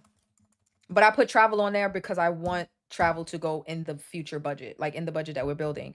Dining out, I don't eat out much, but if I had to guess, I'd say 5, 10, 15, 30, 60. I'd say about $100 a month, but I think that's even high. I don't even think I spend that much. And then laser hair removal. I have no idea how much it costs. Maybe I can find out during this stream. 1K for fun is extremely high. Well, I have a high income. So it's not based on a dollar amount. It's based on a percentage of your income. Like the percentage that he gives is 20 to 35%, 20 to 30% or 20 to 35%. If I chose the 35% and was less aggressive with debt, it would be more like $1,700. I don't need all that. I don't need all that. And again, I may not even need the 1K. I may not even need that. All right. I'm perfectly fine with lowering it. Okay. But I didn't lower it based on like a number. I lowered it based on like percentage. So if 20% is too high, we can cut it to like 15 or 10% or something like that. All right. He said, he said, uh, when you're trying to work through your finances, talk in percentages of your income, not bi-weekly, not $100 here, $500 there, stuff like that. Okay, so 20% works out to about $1,085. Okay, and that's after all my bills are taken care of, with an additional money on top of the debt. Okay, so should we find out what laser hair removal costs right now? Um, Miscellaneous shopping.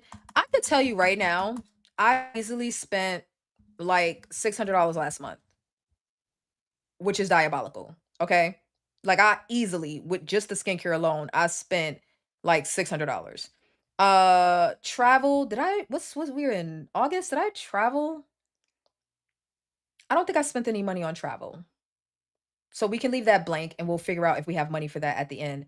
Laser hair removal. Okay, so clearly we're not doing wax, right? Are we're taking wax off because I got my last wax done. So we are going to we're gonna take waxing off. Miami. I didn't pay for that. So, and I think that was in July. I think that was yeah, that was in July. I've had different types of IV drips about 5 times, but they didn't seem to do anything for me. Maybe I needed to find the one type to stick to it. Do you find them beneficial? Very much so in the short term. Not enough to get them regularly. So I really shouldn't even have a membership, honestly. I like them for short-term relief, like if I've been slacking on my electrolytes and my hydration, if my energy has been really low, um yeah, then I like to do it in a short term. No, not $600 a month on skincare. I put skincare, I put shopping in there, but I don't have a number that I spend on shopping. So I just use the last roughly what I spent this month. That's what I did. It's not $600 every month, but that's the point, right? That's the part of the problem. I don't know what I'm spending every month on miscellaneous ass shopping. I know that this month roughly it was about $600. And if you look, I'm already blowing through 1,000. Like let's just calculate it based on where what I would have spent this month. Okay, without the strike through. So this month would have been 128 for waxes, 130 for nails, $89 for my massage membership. It's actually $5 for Panera this month. It's a promotion. Another $89 for Hotworks, $129 for Hydrate Medical, which I haven't even been going, diabolical. I spent a random $600 roughly Could be a little bit more, could be a little less. It wasn't less than 500. I know that. Okay, I'm sorry. I'm also including Amazon in there. So roughly $600 on just random shopping. I didn't buy any clothes, but I bought skincare and I bought stuff on Amazon. Uh and my eyebrows and lips, I actually didn't do this month. That's probably why I'm looking like Chewbacca now. Um, Travel, I did not have to pay for any travel, and this list would not include gas. Gas is already accounted for in my monthly fixed costs. Dining out, I've been getting like little $4 breakfast sandwiches, so dining out was probably like $75 for the no. I just went to get crab legs yesterday, so it'll be more like $100. Um, I'm at okay, I guess it's not that bad. I mean, it is because a big portion of that went to random ass shopping. That's $1,200. If I go based on this month, and we would be more specific if I had my credit card statement in front of me, but this list as it is, some of these I know that's what I spent because they're memberships. The shopping, I'm just guessing. Like I'm just guessing. I know the skincare was like $300 or $400 because one item would be $100. Like the second item would be like $90. So by the time you get three, four, five, six items, yeah, I was doing the most. And that's why I have to do the dead smackdown because I'm dumb. Okay, so I would have spent roughly $1,200. That's and Jen thinks that's too high. Um, it would have been fine based on my income, but I'm trying to get out of debt. So $1,200 is not gonna work. And we'll see if 1,085, because I mean it's not that big of a difference. We'll even see if that works. So get your credit card statement in front of you then. Not tonight. It's gonna take a long time to go through all of August. Um, okay, so the point that I'm trying to make with this miscellaneous shopping, let's take that off, is to show you guys what I already started cutting out. So I already cut out the waxing, I already cut out the hot works. Um, what's up for debate is nails at 130. Do I keep my massage membership for a 60-minute massage once a month at $89? Do I keep the Panera at $16? I'm canceling Hydrate Medical. I know for a fact I'm canceling that. Like I know without a doubt I'm canceling that. I tried to call them already and they just didn't answer the fucking phone for me. Uh and if they charge me for next month before I get a chance to cancel, I'm just gonna ask for a refund. So I know that's getting canceled. Um Dining out, laser hair removal, eyebrows, lip, miscellaneous shopping. I don't think there will be any miscellaneous shopping. Like I'm not buying skincare. I'm not buying lip gloss. Um What miscellaneous shopping? I don't think there will be any miscellaneous shopping, but we'll see. We'll see. Okay. Do you plan to keep your maintenance at 1K monthly? Is your goal to get out of debt and build savings? Well, that's what we're talking about now. That's the point of doing this. Um, are you using credit for most payments? Yes, and I can afford to not do that, which is why it doesn't make sense for me to do that. Like I can afford based on everything that I have to pay for, I make enough. I make enough to pay for all of my needs, the minimum payments on my debt, add more aggressively toward my debt, and still have $1,000 left over.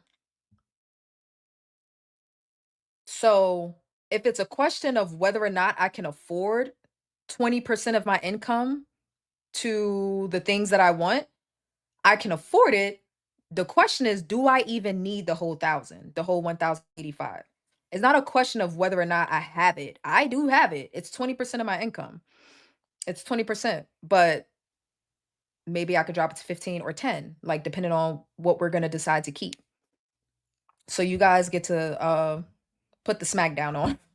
You guys get to put the smackdown on. Okay, so I'm taking away the waxing at 128, taking away the hot works at $89, Hydrate Medical 129. We're taking that away. I don't think there's gonna be any miscellaneous shopping, but I will take like I'm not buying any clothes. I'm not buying any skincare. I'm not buying any makeup. There is no miscellaneous shopping. And if something comes up I need to buy, it has to fit within the budget that I've already created. I will put toiletries though. I will replace that with toiletries. And I may not even need to buy the toiletries monthly. Um, you need some kind of fund for unknowns. It doesn't have to be much, but then it's accounted for. Uh, the CSP calculated 15%, so $400. The conscious spending plan, the little diagram that he was using with everybody else, when I plugged everything in, it added an additional 15 cents for the unknown, which I feel like $400 is high to not know where that money is going, honestly. Do I have an end date? Yes, I can show you guys that. Well, we gotta wait because it depends on whether or not I'm gonna keep this at $1,000 or not. Um, I don't think it's a question of affording it. It just seems like a lot for fun. No, it's definitely a question of affording it. That's the whole point of budgeting. Um, and the reason I say that is because what do people define as affordability? That's why I was doing the polls earlier. Like, do you live above your means? Do you live within your means? Most people are going to say, oh, I live within my means. But how do you decide what you can and can't afford?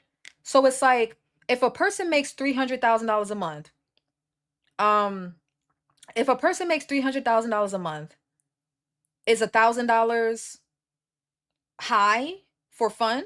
If they make $300,000, I'm sorry, not a month, a year.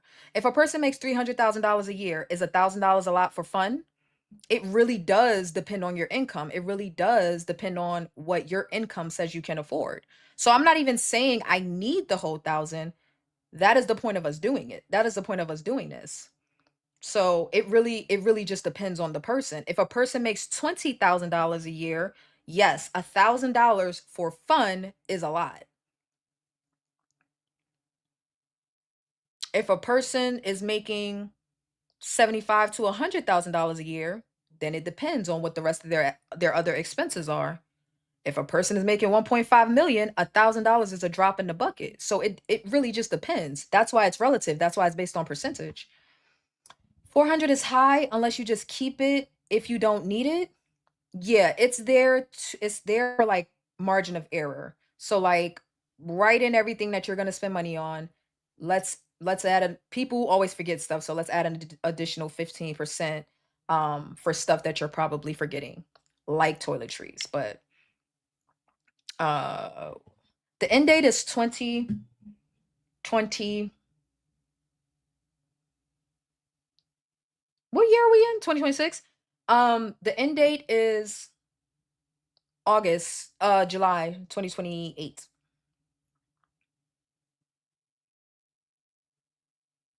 If they don't have 300,000 worth of debt, then 1K. That's the point. That's the point that I'm making. It's relative. It's relative to your income. It's relative to what your expenses are. Like the couple that we were watching, they were spending 97% on of their income on stuff that they have to absolutely pay for. So they don't have 20% to spend on fun stuff. They don't have it. I'm spending less than 60% of my income on payments that I absolutely have to make. That still leaves 40% of my income. I don't have to not have I don't have to spend $1,000, but I can afford to spend it and still get out of debt. Even if I dropped it from the calculations that I did, even if I dropped it to 10%, like let's say by the time we calculate everything, it's like, nah, $500 would be better. 550 or something like that. Um, the difference that it would make in my debt is about 4 months. So if I put my fund money at 10% of my income, then my debt payoff would be June, like March. It'll be like March 2028. White Rabbit says once bills are paid and savings put back, the rest is free game. I agree. I agree. Um,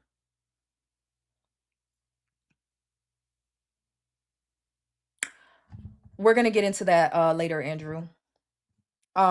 Okay. So let me see how much laser hair removal will be.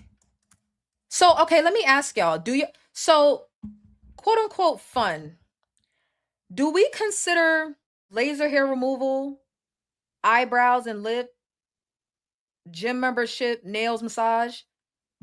Do we consider that fun? Like, what do we consider that? If not fun money, what do we consider that to be? Let's see how much laser costs in my area. They probably won't tell me the price. Laser hair removal.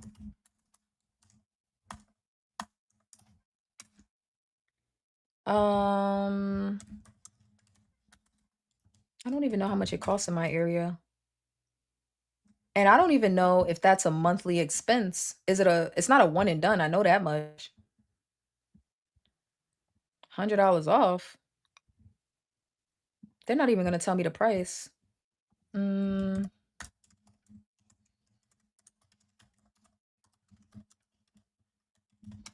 me see.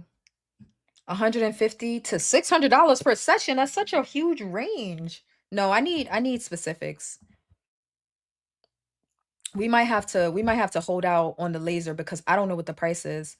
All right. So we take off the waxing and we take off the Hydrate Medical and the Hot Works. Don't need those. Let's move laser hair removal down because we don't know what that's gonna cost. And travel, we don't know. Depends on how much money we have left. Okay.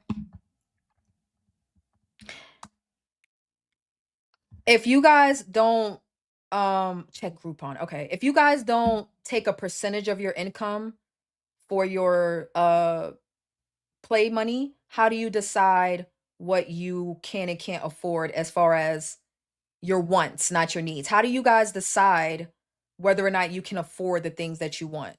As long as the money is in your account, you just pay for it. Like, how does that work?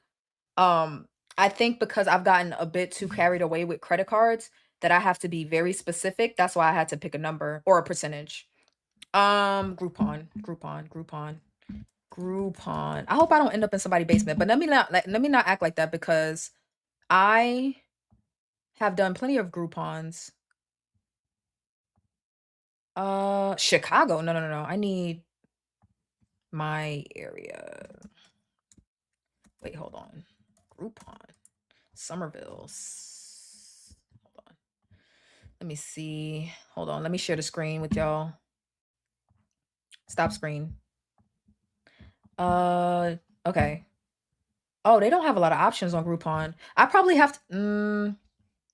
I was gonna say I probably have to do it in North Carolina, but I'm not there, so it wouldn't make sense for me to get a Groupon there unless I was gonna be there for an extended amount of time. 70% off laser hair removal small area packages. This one has 4.9. Silky smooth skin awaits. Laser hair removal 3-session package on small, medium, or large area. So it's typically $550 for 3 sessions. Okay. And they got it down to $159 and it's $127 if I use code Labor Day. One laser, what's included? Laser hair removal treatment, 3 sessions, small area. Can I use it all in the same area? Oh, medium area. That's small area. So should I pick underarm or bikini? I'm kind of scared to do it on a bikini though. I'm kind of scared. Maybe underarm. Maybe I do one and then the other instead of trying to do both at one time. But I'm pretty sure I can only use the Groupon once. So if I do a medium, what do they consider a medium area? If I do a medium area, it's 202. If I do a large area, let's say I guess like your legs, 359. I don't need it for legs. I'm willing to go straight Chewbacca this winter on my legs. But I do want some sort of hair maintenance for my underarms or bikini. Underarms are usually considered a small area. Okay, so So I'll only be able to use this once. So let's say 127 for when does this expire? Oh, it doesn't. Well, I guess I won't get the extra 30 off, but that's fine. So 159. This would be valid only for option purchased. Limit 3 per person, limit 1 per visit. Oh, I can order it. I mean, order it. I can buy it 3 times. So let's say I buy a package for October because September is going to be a no spend. I buy a package for October, November, December. That's 9 sessions for about 160 a piece. Or I can do medium for bikini and it'll be about 200 a piece and that'll be 9 sessions. But I don't know, like how many sessions does it take to see progress? Do I need 9 sessions? Maybe Brazilian. They don't have to laser my butt crack. They don't have to do that. Uh I need not bikini line, bikini full. So that's where they take all the hair off. Like from top of the bikini line down. They take all of it off. Brazilian is when they include the butt. I don't need all that. But um they always have a percentage off. Okay. So honestly, I'm kind of scared to go with bikini. Let's go with underarms first. I'm so sorry. Like, let's go with underarms. Okay, so let's go with just in case the extra percentage off changes, let's go with the original 71% off. So let's go with 160 for laser. Let me hold on. Let me put it in the cart. I'm not gonna buy it right now, but I'm gonna put it in the cart. Let's go with 160 a month for laser. And then when I no longer need the sessions, or not when I don't need the sessions, but like when I can slow down on the sessions, then we'll cross that bridge when we get to it. The other thing is that the budget doesn't have to stay fixed. I just need to know where I'm starting from. Um, if things come up later, or if I need to change things later, then I can do that. So let's see. Let's go with. I'm saying that might be considered a medium. Oh, underarm is a medium. Oh, you're saying Brazilian would be a medium. Got you. Okay, okay, I got you. All right, so underarms small. Okay. So laser, let's do 160. But I don't think that's gonna last until 2028. And let me put this on here. So total debt, we're gonna put question mark because I haven't told you guys yet. Debt payoff date. It's not really a date, it's more of a month roughly. I think it's July 2028. I'll pull up the calculator, the debt payoff calculator a little later. Um Fixed costs. Um we'll call that needs is 56% of my income. Savings is at 24%. And as of right now, what am I missing? Hold on, I'm missing something. Fixed costs, savings,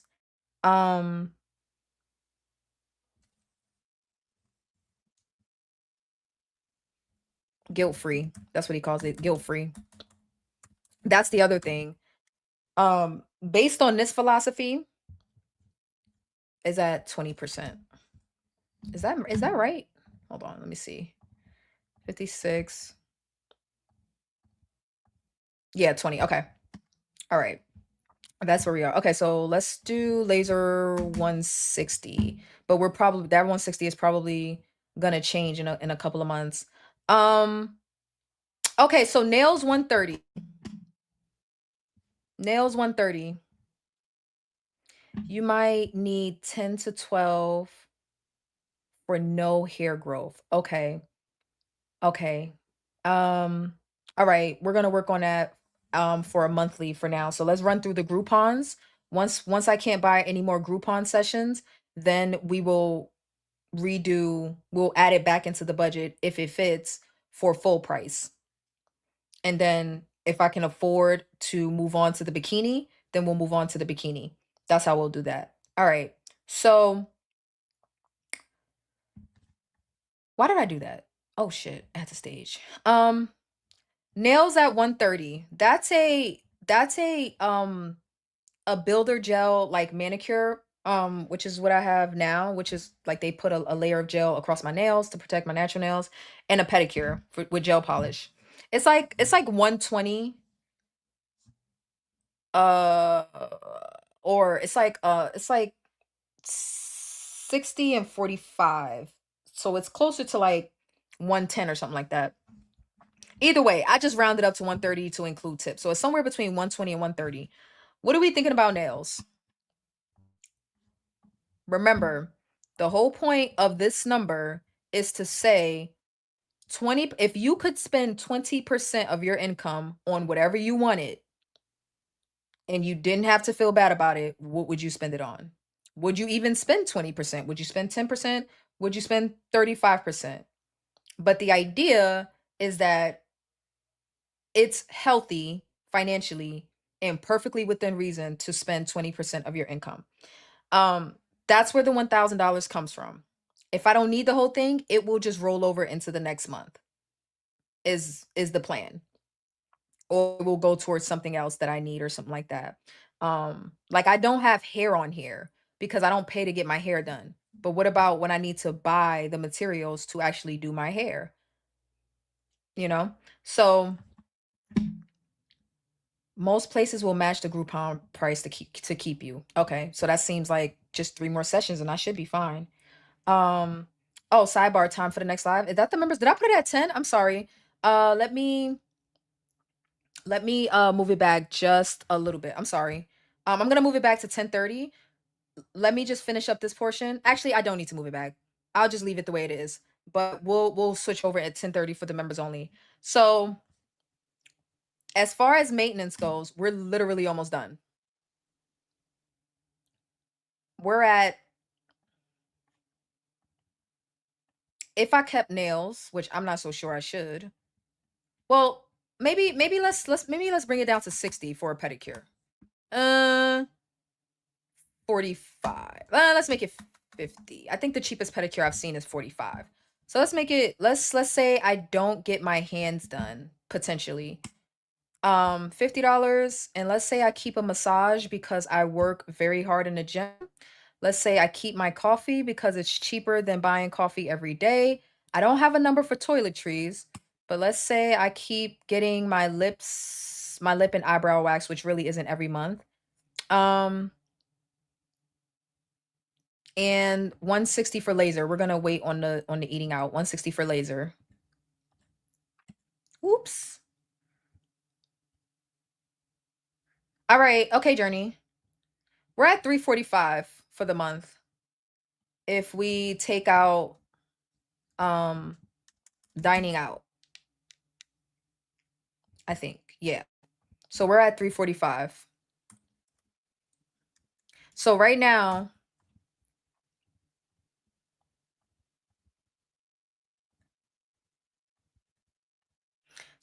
there's $740 left in my paycheck.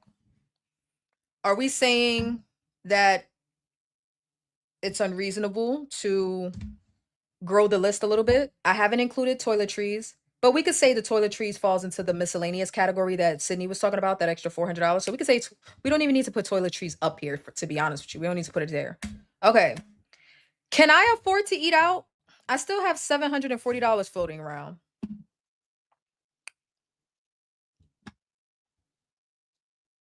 This is the point of doing this in percentages to give it perspective. So far, I can get a pedicure for about $45. Let's say a $5 tip. I can get one massage per month. Let's make this $100 so I can give them a tip. Let's make that $100. I can get unlimited coffee at Panera. I can get my top lip, my mustache, and my eyebrows waxed once a month for $30 total. And I can get 3 sets of laser hair removal on Groupon for $160. And I'm only at I think it's 350, let's say 360 for the month. What do we think? I think eat out would be good because you're not going to do all 700. I know you and you don't eat out that much. Okay, so my crab legs, um, it's not unreasonable. Maybe start another savings account. Okay, my crab legs are $35. I want that once a month. I want crab legs once a month. Let me tell you guys how I eat out right now. I just started with the crab legs. So like my crab legs are let's say $40. Let's say plus a drink, let's say 45. Um that's I don't really need that more than once a month, honestly. And then like I'll get the occasional breakfast sandwich. This does not include September. September is going to be no spend. September because I have to put money into my emergency savings. September is going to be a no spend month, so it'll be only the essentials, but this is starting in October. So, I would occasionally get like a breakfast sandwich. That's anywhere from like $4 to $7. Hmm, honestly, a lot. I would get it like 2 to 3 times a week. So 7, 14, 20. So that's 20, 40, 68. That's another $80 on breakfast for the month. That might be too high. That might be too high. You know what I could do with $80? You know what I could do with $80? I don't need to find ways to spend money. It's not about that's not what I'm doing. I'm not finding ways to spend money. I'm trying to demonstrate that I'm trying to demonstrate that I can get out of debt, pay my bills, and still have money left over to do some things. That's the point that I'm trying to make. I don't want to be mindlessly spending just because. You know what I mean? So this is what making a budget looks like. That's what it looks like. How much do I spend on this? How much do I spend on that? Can I afford to do this? Can I afford to do that? No one has answered the question, how do you even decide what you can afford? Nobody answered that question. It's fine. Nobody has to, but I did ask. How do you decide what you can and can't afford? This is how I'm deciding it. 20% of my income is roughly $1,085. I don't have to spend the whole thing. It's not about spending the whole thing. It's about saying that I could spend this much and be okay. So, what can I fit within that budget? What can I fit within that $1,000? If it only comes up to $600, then great. So, what I'm trying to figure out is how much of the things that I already enjoy can fit into that 20%. And if it doesn't fit, that means it needs to be cut. That's the point. And then when I have money left over, what do I do with it? So Jen said, start another savings account. Why, when 24% of my income already goes to saving? Why? I'm not saying spend it, and I'm not saying don't spend it. I'm not saying spend it, but I'm not saying don't save it. I'm just asking like start another savings account to do what with it? To travel? That would make sense. Like for example, let's say I just agreed to I'm gonna make sure I'm eating out. If I want to eat out, I'll give myself $100 and not $500 to eat out. I won't give myself $250 to eat out. $20 seems unreasonable. I can afford more than $20. So that's the point. That's the point. Okay, so let's make this 460. That's the point.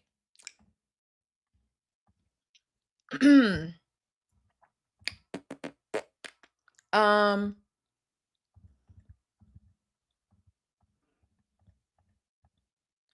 all right. So starting another savings account. If I do that, it's going to be for travel. I have $600 left, 625 left. That doesn't need to go toward debt. All right, so how about this? Let me answer Andrew's question from earlier. Maybe that'll help. So I have a lot of debt. I have a lot of debt. Combination of credit card debt and student loans. I don't have a mortgage. I don't have car note, car debt. I don't have a car like an auto loan. It's a combination of credit card debt and student loan. Um, okay. So let me put the 625 to the side. Okay. So 625. Okay. All right. Oh, wow. Why is it like that? Hold on. 620. What? Let's just say we have 625. What? Why is it doing that? I don't know what happened. I don't know what happened to my font. Um let's say 625 remaining that we could put to the side. Okay. Laser hair removal is already accounted for in the 460. We have 625 remaining. All right. Okay, so let's talk about the debt. Let's talk about the debt. Okay. Um So if I just covered minimum payments alone, it is high as the fuck. Oh, it's not monthly, it's every 6 weeks. So do you want me to average it? Every 6 weeks for one session? I go to one session and then I wait 6 weeks? Or do I, for real? I go to one session and then I go 6 weeks later. So if I do my underarms like October 1st, I won't go back until the middle of November? Uh, so how do I account for that?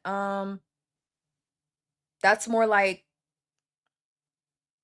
I guess I would have to average it out. Okay. So let's take that off of there and put it with the 625 pool to dip into, since I can't really track that monthly. Let's see. Plus 160. Okay, let's go back to 785. 785. So this is $300 for the other stuff. Okay. Okay. All right. Okay. So what was I just saying before that? Oh, the debt. Okay. So I'm at about $51,000 in debt. Student loans and credit card debt, personal loan, all of that.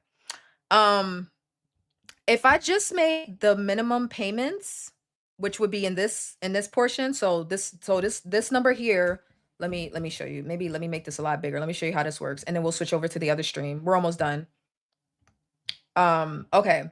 So let me show you. The fixed cost would be like Zbound, groceries. Ooh. Groceries. It'll be minimums, debt minimums. Car insurance. Let me just put Geico. Okay. You don't need to see like the amount per thing. Just know it comes up to less than 60% of my income. And I'm supposed to be between 50 and 60%. So far so good. This number I will give you at the end. Give me a second. Gross gas, vision. Don't have medical. Medical goes into savings. I don't have medical. Let me see. What else is there?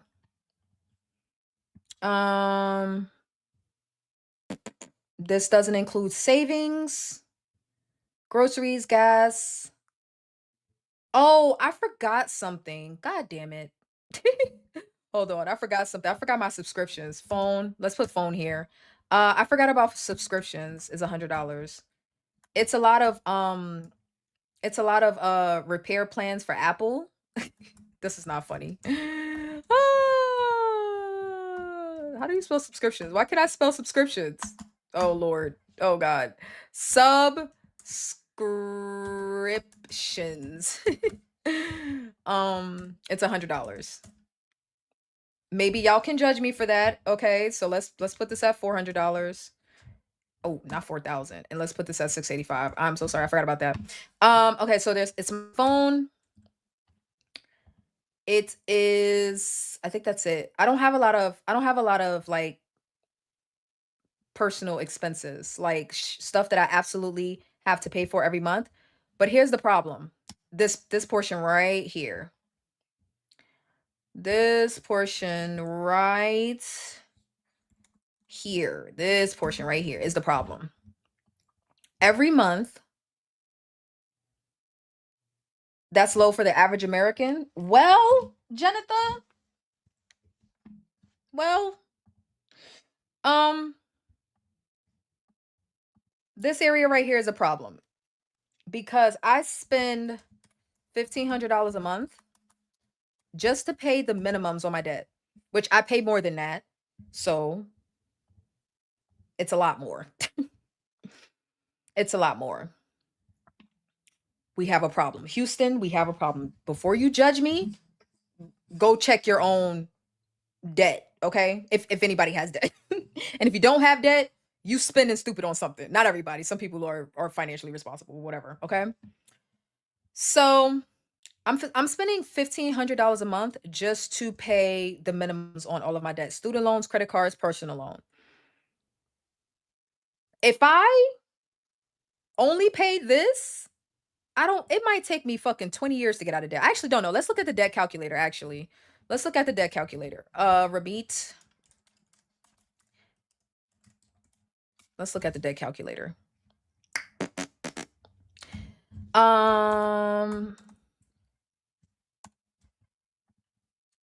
I have very high interest. This is why this is an emergency and I have to pay it down fast. I have to be extremely aggressive.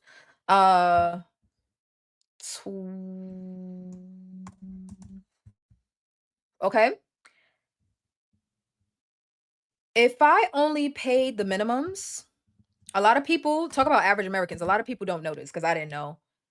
It would take me 5 years to pay this debt off. 52 months, right? 12, 24, 36, 48, 60. So a little over 4 years. If I only paid the minimum and no extra, it would take me 4 years to get out of debt. Well, what I'm going to do with the plan is to almost double this payment. Almost, not quite, but almost. I'm going to take this and I'm going to add $1,200 a month for a total debt payoff of $2,700 a month. Okay. By adding an additional $1,200, it takes me from 52 months to 23 months, which is still a long time because I got myself into trouble. $50,000 of debt is a lot. It's a lot. Okay.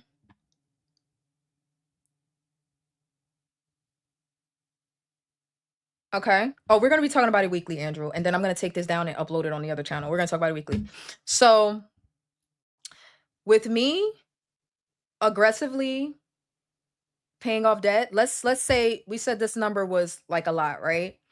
Well, let's say I drop this down to about $500 and I put another $500 toward the debt per month. Like, let's say I just spent less money, didn't travel. Because as of right now, we didn't even include travel. So let's say I was like, girl, you don't need $1,000 a month to spend. Put that other 500 toward the debt. I would save myself 4 months of time. It would take me 19 months instead of 23 months. For me personally,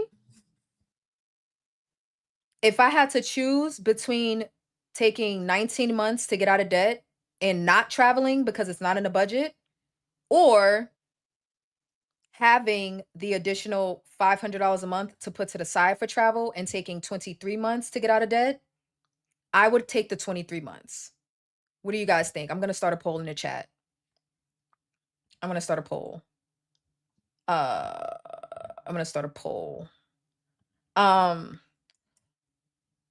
Which path would you take? So it's 19 months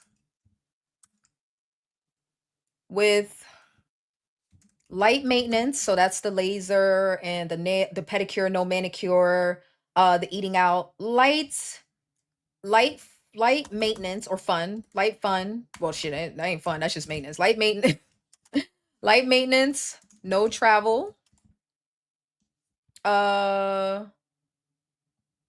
They won't let me put all those letters. So let me say light fun, no travel, 19 months or 23 months.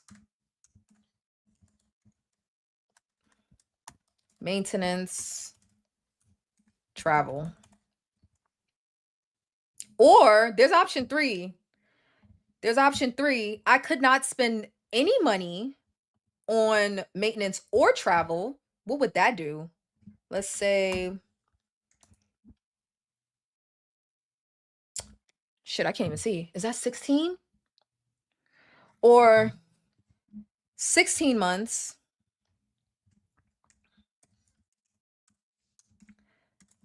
No fun. I don't want to say no fun because you can have fun for free, but no maintenance. No travel. Okay. Those are your options. What would you choose? Okay. Jen says 23 months is not bad. Okay. It felt bad. It felt pretty bad to me, honestly. It felt pretty bad. Oh, I forgot to put the fourth option. Just pay the minimums and take 4.5 years. Okay. I forgot that option. But go ahead and vote in the poll. So I could pay the minimum and it'll take me 14. No, I could pay the minimum and it'll take me 4.5 years to get out of debt. I think I'd pay like $30,000 in interest or some shit like that. Or I can add an additional $1,200 a month, which leaves me with about $1,000 of play money per month. Doesn't mean spend it per month. That just means that's how much I can afford and it can roll over and maybe I can dip into it for travel or laser or something like that.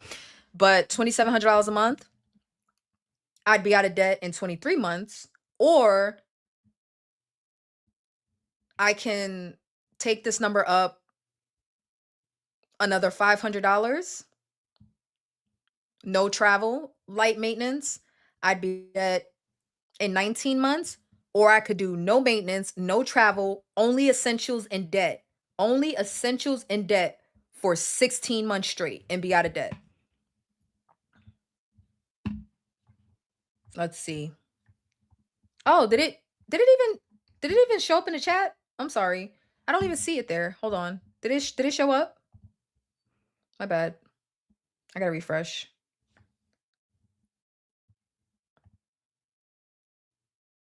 Light fun, no travel so far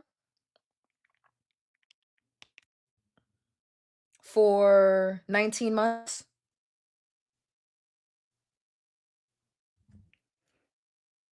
Okay. Go ahead and vote. Okay. We're talking about a difference of $500. So we're talking about a difference over 4 months of $2,000. I can either save $500 a month for travel and finish 4 months later, or I could not save $500 a month for travel and finish 4 months earlier. Y'all think a 4-month difference is worth no travel for 19 months straight, damn near 2 years? Interesting. I mean, go ahead and vote. Don't let me bias you. Don't let me bias you. Okay. So let me wrap this up so we can move on to our gossip stream because we are not doing that. All right. This is the plan so far since Andrew wanted to know, and this is a 23-month payoff. Okay, 23 months, $2,700 a month. I did not include my trainer because that's gonna be paid for me. Uh yeah, okay.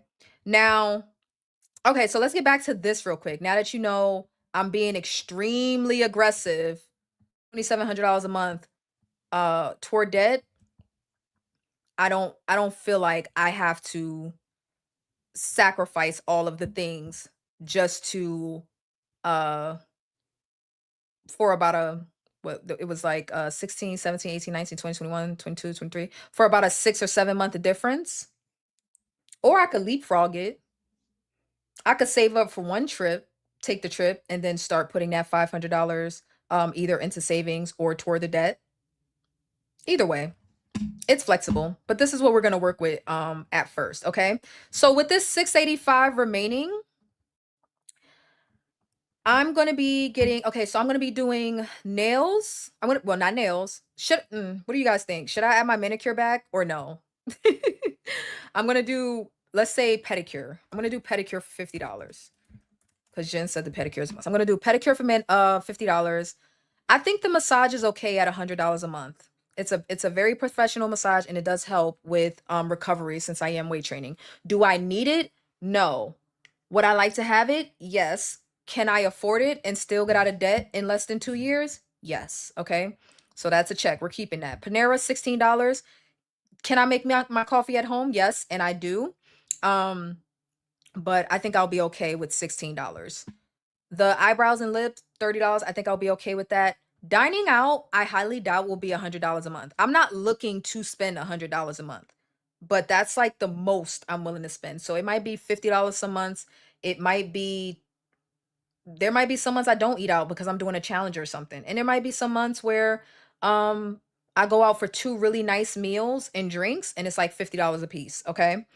And whatever I don't use from this section just gets rolled over into the next month, okay? Laser hair removal, we're going to, is she said to average it. So if I do 160 for 3 sessions, oh, that's way different. That's like 3 sessions, 6, 12, 18. Uh, that's 3 months. That's like 4 months. That's like 4.5 months. Wait a minute. That can't be right. Jen, does that sound right? If I get 3 sessions for 160, it was 3 sessions, 3 sessions for 160. And you said I have to go every 6 weeks? So the first 2 sessions, that's 3 months right there. No, it would be, I'm sorry, I'm calculating wrong. That's 3 sessions. So I do the first session, that's one. Then 6 weeks later, I do a second session. And then 6 weeks after that, I would do the third session. So that's 3 months. Oh, so average it. Okay. That makes sense. Okay. All right. So let's do it divided by 3.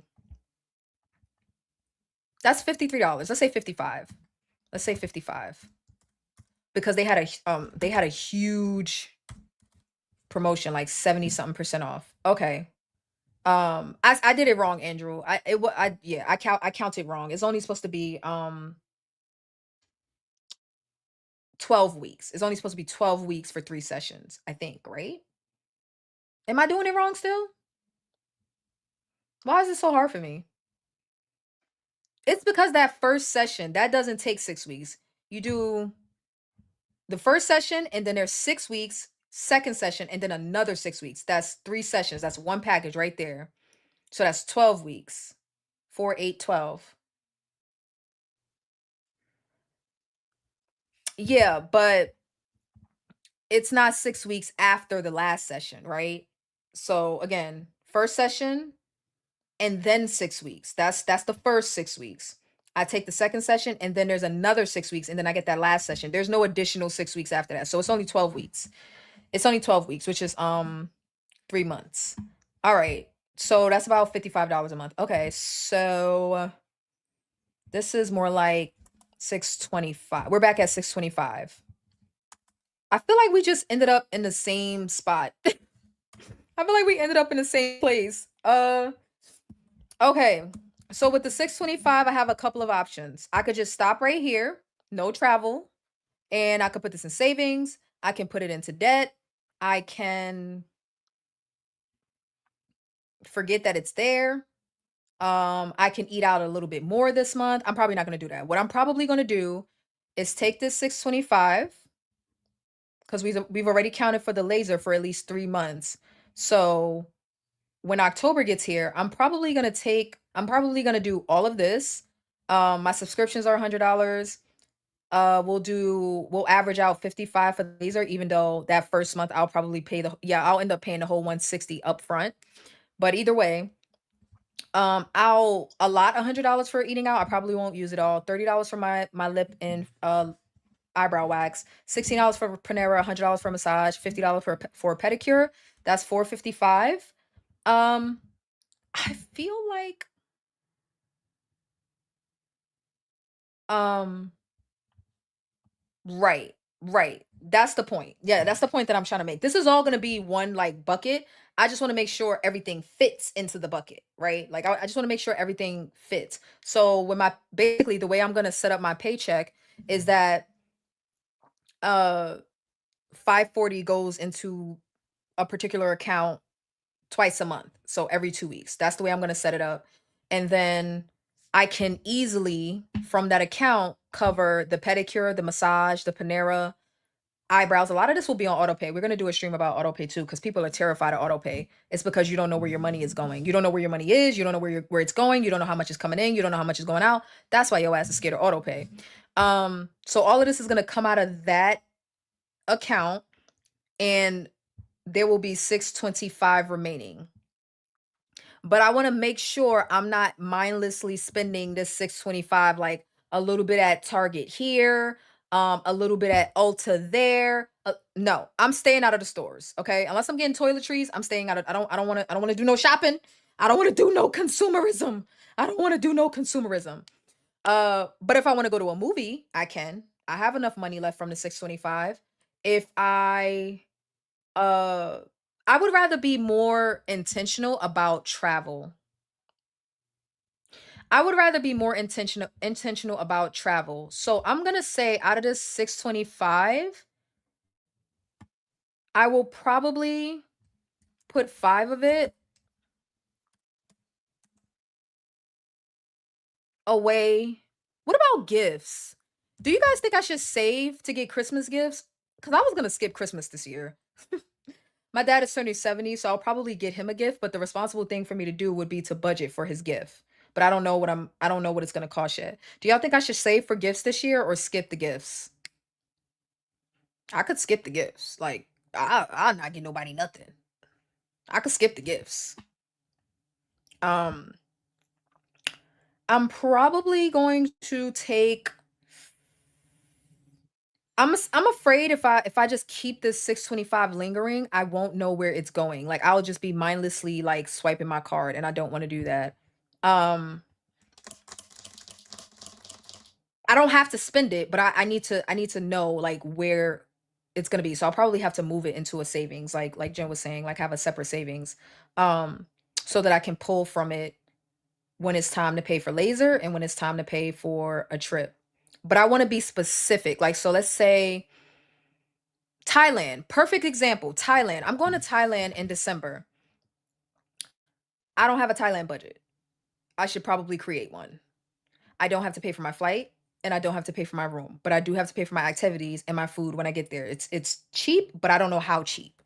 So, if I'm starting in October, that doesn't give me a lot of time. So, October, November, December, $1,500 for a trip to Thailand. Does that sound reasonable? Does it sound like too much? And if I don't need to spend it all, but if I don't spend it all, I'll just have it when I come back. So, let's say 500 for travel. This will go down to 125.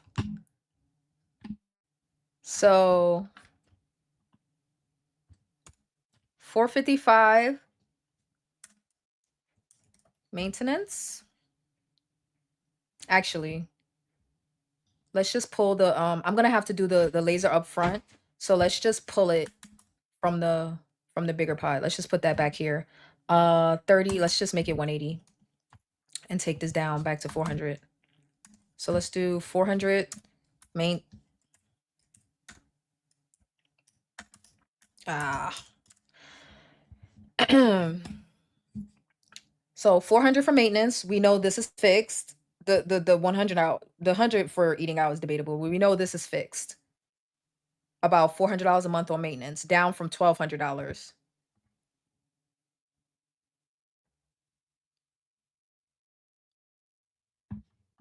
Sister, your privilege is peeking through. Most Americans aren't taking vacations every year.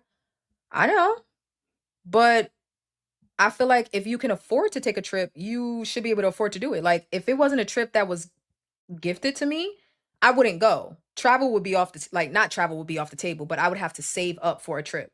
So it's not about like yes, we need to be more financially responsible, but we also need to be more like because here's the thing, Jen. You know what people would do? Let me show you right now. You know why I don't feel bad about this? Because you know what people would do? I'll show you right now. I'll show you right now what people are doing. I'll show you right now. I don't feel bad about planning for a trip and saving for a trip versus putting it on a credit card. What is his name? Hold on, I gotta find get his name. Hold on, let me see. People are traveling regardless. Oh, people are traveling and they're putting it on credit cards. I know because I was one of those people. And I don't want to do that anymore. So if I can't afford it, I won't go. It's about here we go. Here we go. All right. Let's look at this. Christmas is for kids. Christmas is not only for kids. Christmas gifts are for the kids, Andrew. I buy adults gifts, but I'm fine with leaving that off the table for 2026. I'm fine. Jen is so funny.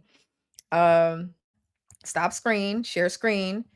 This, I'm not about to be these people. Asking like Disney adults how much they paid for their Disney vacation. About $35,000. 35,000. Wow. I'm in credit card debt, but I still have my Disney pass. Me in a Mickey shirt right now. Here's what a day at Disney cost me for a family of 5. Okay, so today we're finally making an entire dedicated video towards this topic. We've touched on this many times throughout my channel, but today we're going to be talking about how expensive Disney is and how people are going into debt because of it. We're going to be going over a ton of stuff today. Of course, the crazy amount that people spend, the justification with spending money they don't have going into debt, the kinds of ways that Disney nickel and dime you, the comparison of prices 10 to 15 years ago, and even the cost of going to Disney in other parts of the world. We also have some comments from you guys from previous videos, so if you want to be featured on a future video, leave in the comments down below. But I found an incredible amount of clips to show you guys, so let's just jump right into it. People are apparently going into debt to go on a Disney vacation. According to the Wall Street Journal, a typical 4-day family trip to Disney World costs you $4,266, up $3,000 from 5 years ago. In 2024, there was a survey done of 2,000 people where 45% of the people that went on Disney vacation went in debt to do it. You think Disney's revenue must be going up, right? Wrong. People inside the Walt Disney Company have admitted the experience has become more unaffordable to go to Disney World, with executives also concerned about the lack of revenue coming from the park. You see, the biggest thing we lost was Fast Pass no longer being free. People got to pay for a Lightning Lane. There's so many different Lightning Lanes, Genie Plus, whatever, now that the most expensive one is over $400. Even the little things too, like losing Magical Express that used to be a free trip and now costs you money to get to and from the airport. People spending money on this. People have spent less money at like table service restaurants and stuff like that. So Disney has now put out kind of a statement here saying that they offer all these deals to people because they know how much a Disney vacation means to people. And saying they haven't raised the ticket price in Disneyland since 2019. Not the same for Disney World, because in 2019 a one-day ticket was $109 to $125. Well, we're going to see the prices of a one-day ticket to one of the Disney parks a little bit later. I don't know what kind of deals they're talking about, possibly in the off-season, but everything really seems to only be getting worse and more expensive simultaneously, adding up all the prices of the extra fast passes, along with them taking things away like the bus shuttle. But I guess it doesn't matter, people are still going. We have a comment from one of you guys here. I had a buddy who took his family to Disney, and before they left, he bought a $74,000 luxury camper and an F-350 diesel. So he had about $150,000 worth of debt to take his family to Disney World. Ultimately, he had the truck and camper. What was that, Jen?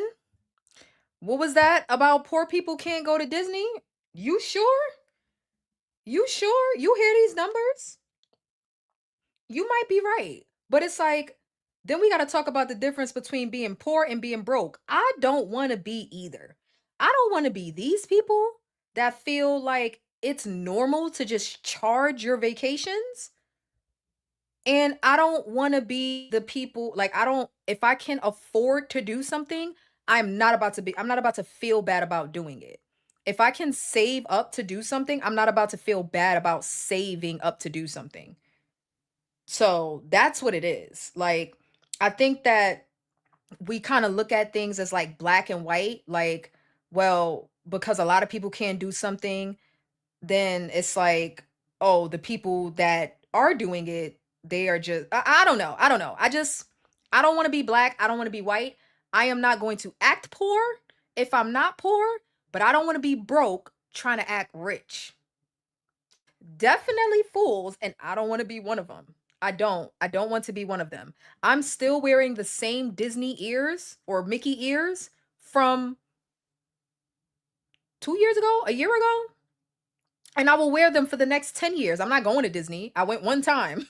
I went one time and I didn't have to pay to get there. And I had to pay for my gas to get there. And I stayed at a house sit. So all I had to do was pay for my ticket in the park. That's all I had to do. $150 to go to Disney is nasty, nasty, nasty. Right. So if I want to save up a little $1,500 so that I could eat a meal or two in Thailand, what's wrong with that? I'm not willing to add $1,500 in debt during my Thailand trip. I am going. I didn't pay for the trip. Is that a privilege? Absolutely. 101%. that privilege is not a flex on anybody. It's just a reality. I still have to budget my money, even if I don't pay to go on the trip. I still got to budget what I'm going to spend when I'm there. I don't want to come back from Thailand and it's like, damn, I spent $3,000 on what? Oh, $3,000 I didn't have. You mean $3,000 on a credit card plus 29% interest? I don't want to be in that cycle. I don't want to be that. I don't want to be that. That's how I got into $50,000 worth of debt. Like travel, shopping. You know what I used to do before credit cards? I would work three jobs to take a trip. Not just to take a trip, but to have extra money. Like Jen was saying earlier, I'm about to work overtime or work during my time off to have extra money so I don't have to give up things in my life. That's what I used to do. And to be honest, I prefer that over the credit card debt. I didn't have credit card debt before. I would work my full-time job, work a part-time job, and drive Lyft. I would save up for my trip, pay for it in cash. When I would get on my trip, I would spend cash. That's how I used to do it. And then I went credit card crazy. The internet lied to me. I'm stupid. But it's okay. I'm trying to learn. I'm trying to get my life together. Even I mean, in the student loan, I paid off one student loan last year. And the last one, it's the interest is so low that it can literally wait until everything else is paid off first. So these people are going to continue to live in a cycle of being broke. I don't want, like, I'm not poor, but I'm not well off either. Am I privileged? If you call working and making money privilege, then sure. If you call having people in my life that will pay for me to take a trip, then yes, that is definitely privileged. The working and just making money, I'm not so sure about that being privileged. I got the certifications, I got the job, and that job can be taken away from me. So if my job gets taken away, if I lose my job, am I no longer privileged? It's like if I'm working to make money and I want to use that money to get out of debt, make have savings, pay my bills, and still be able to save for a trip instead of charging it. If that job gets taken away from me and now I'm suddenly poor, it's like, oh, so my privilege was like taken away overnight. Like, no, I work. I go to work like a regular adult. And so I'm not about to feel bad for that. But let's continue to laugh at these people for a little bit longer. Repossessed, and he continues to get himself in these situations. Well, let's go over and take a look at an experience of a family going over to Disney one single day and how much money they spend. Here's what a day at Disney cost me for a family of 5.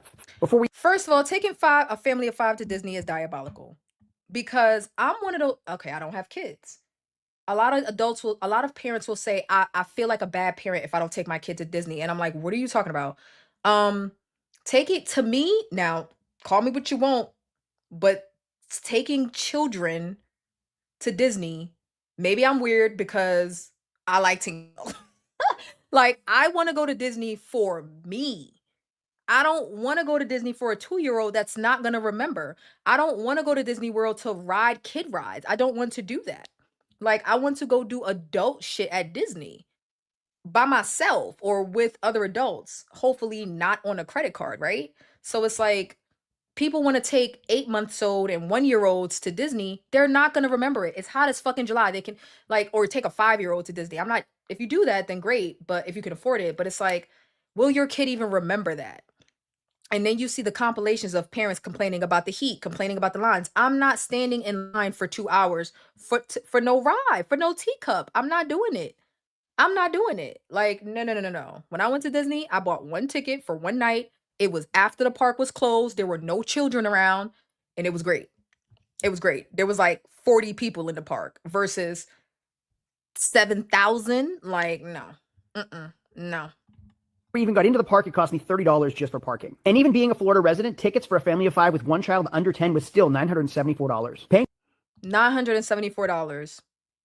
$974.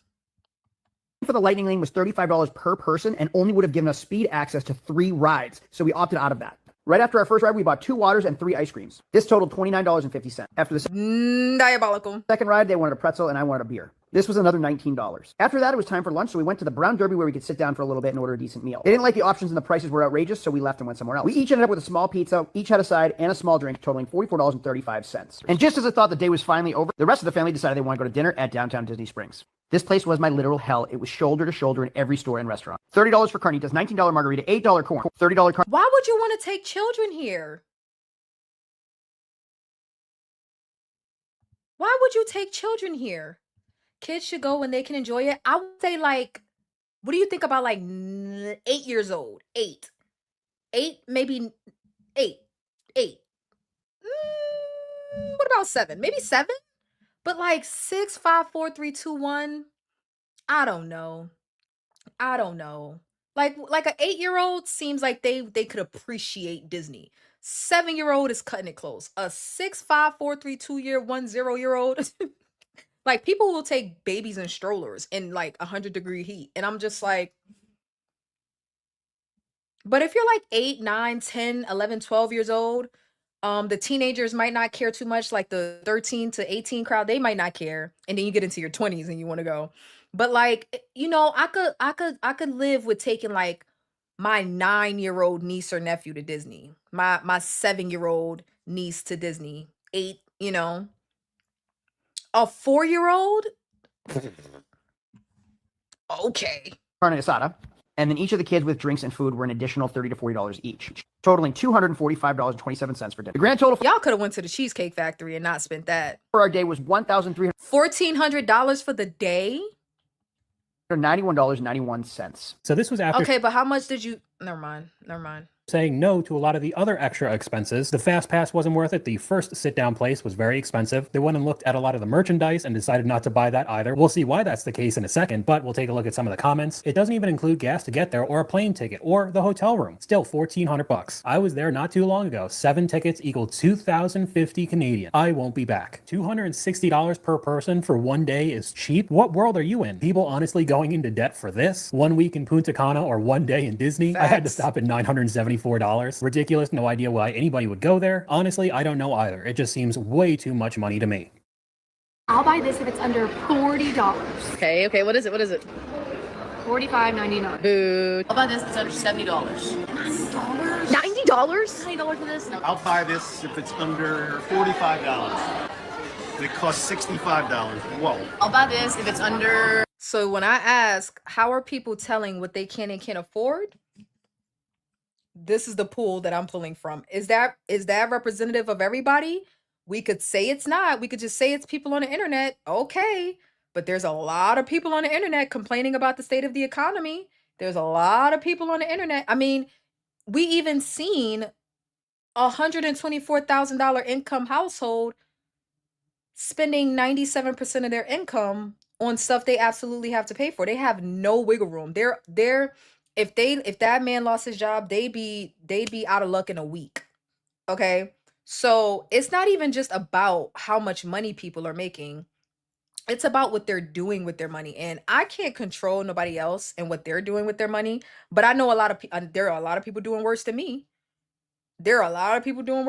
So yeah, I'm trying to share my experience because there are I mean, I don't want to just sit around and complain about the fact that groceries is too expensive. They are. I don't want to just sit around and complain about the fact that the cost of living is too expensive or that I don't have money for this, I don't have money for that. Girl, your debt is at $50K and your minimum payments are at $1,500 a month.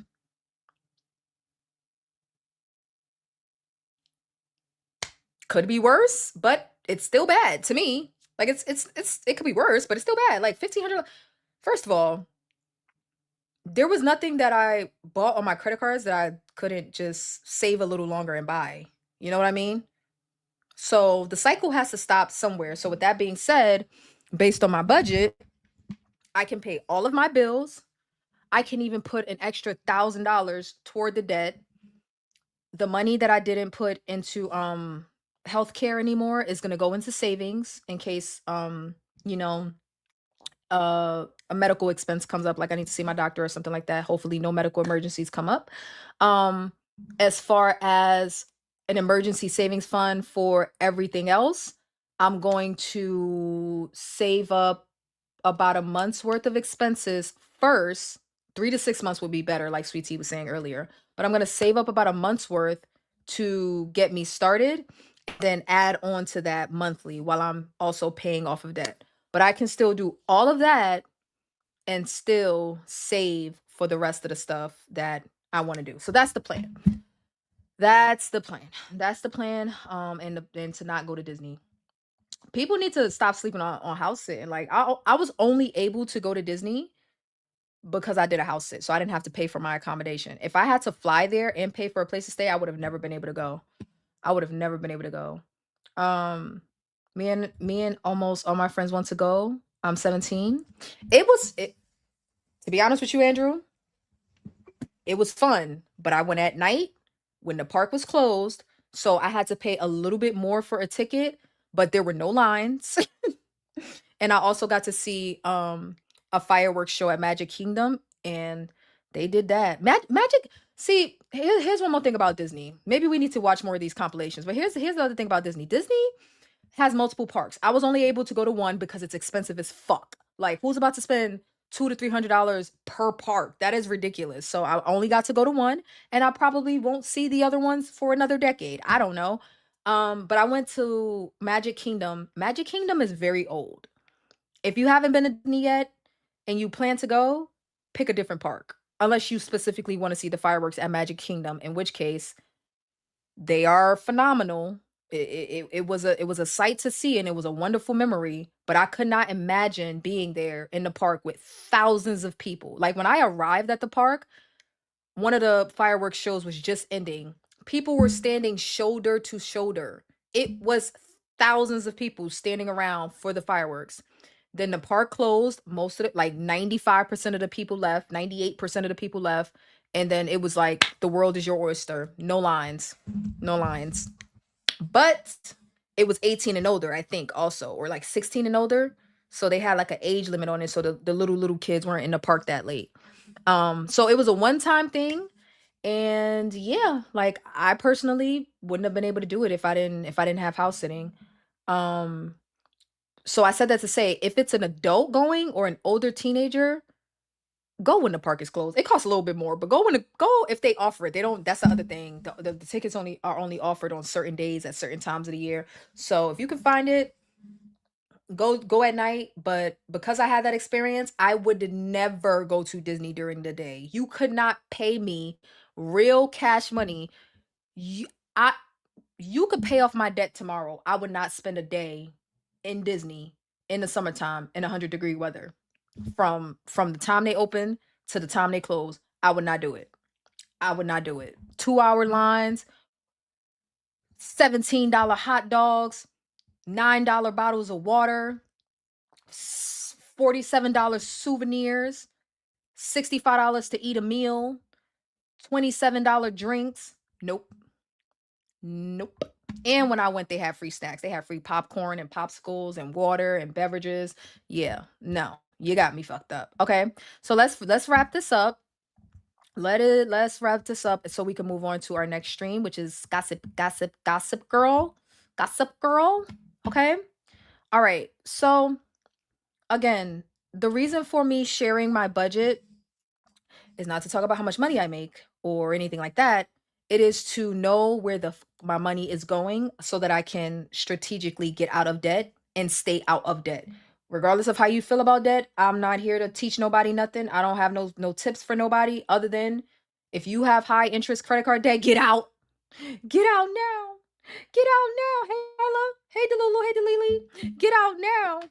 And if you don't want to get out, look at your credit card statement. If you have credit card debt right now, pull out any one of your credit card statements.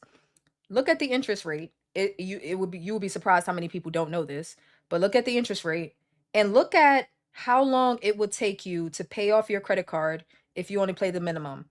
For the average American, I bet that should say 27 years, and I'm not making that up. It'd be like 18 years, 22 years, 25 years, 27 years.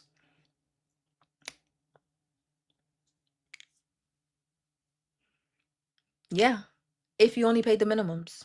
It's crazy. It's craziness. So,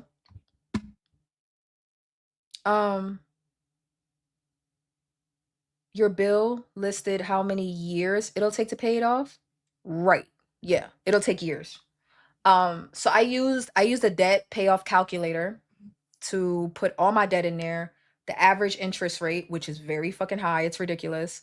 And if I do it this way, it'll take 23 months. But this is about consistency over time. I've tried it the gun it way where I take away all of my travel and all of my personal self-care, a massage here or there, um, getting my nails done, getting some lashes. Oh, somebody asked about lashes. I buy strip lashes. So that would come out of that, and I don't buy them every month. I buy strip lashes and that would come out of that 180 that's remaining for like whatever else is left. It would come out of that. It's like I pay like $4 for strip lashes. Um, but I've tried this the way where I cut everything out. It's not sustainable. You just crash and burn because you're not living life. You're just and if your income says that you have no money for anything else, then you got yourself into that. You have no money for anything else. I am lucky. I'm lucky that for now, because I could lose my job at any time, and then I would have to spend fucking 7 months trying to find another one. So this is a different type of emergency situation. Um, I think that this won't be the same every month. I don't think that like I'll probably get the pedicure once a month and keep the Panera. But obviously I won't do the laser every month. Um, the eating out won't take $100 every month. I won't be spending $500 a month for travel, but I will be putting it into a savings account so that when it is time to travel, then I don't have to put it on a credit card. If I made less money, you know what I would do? If I could afford it, I would put $200 away or $100 away. Or if you're not a travel person, you're a gift buyer, you want to buy the kids gifts for Christmas. Why not put $50 away, $100 away, $200 away? Why wait until November when it's Black Friday and then do Klarna? Why do that? Why wait? You had all year, including tax season, to put a little bit away per month for the Christmas season. Nobody ever does it.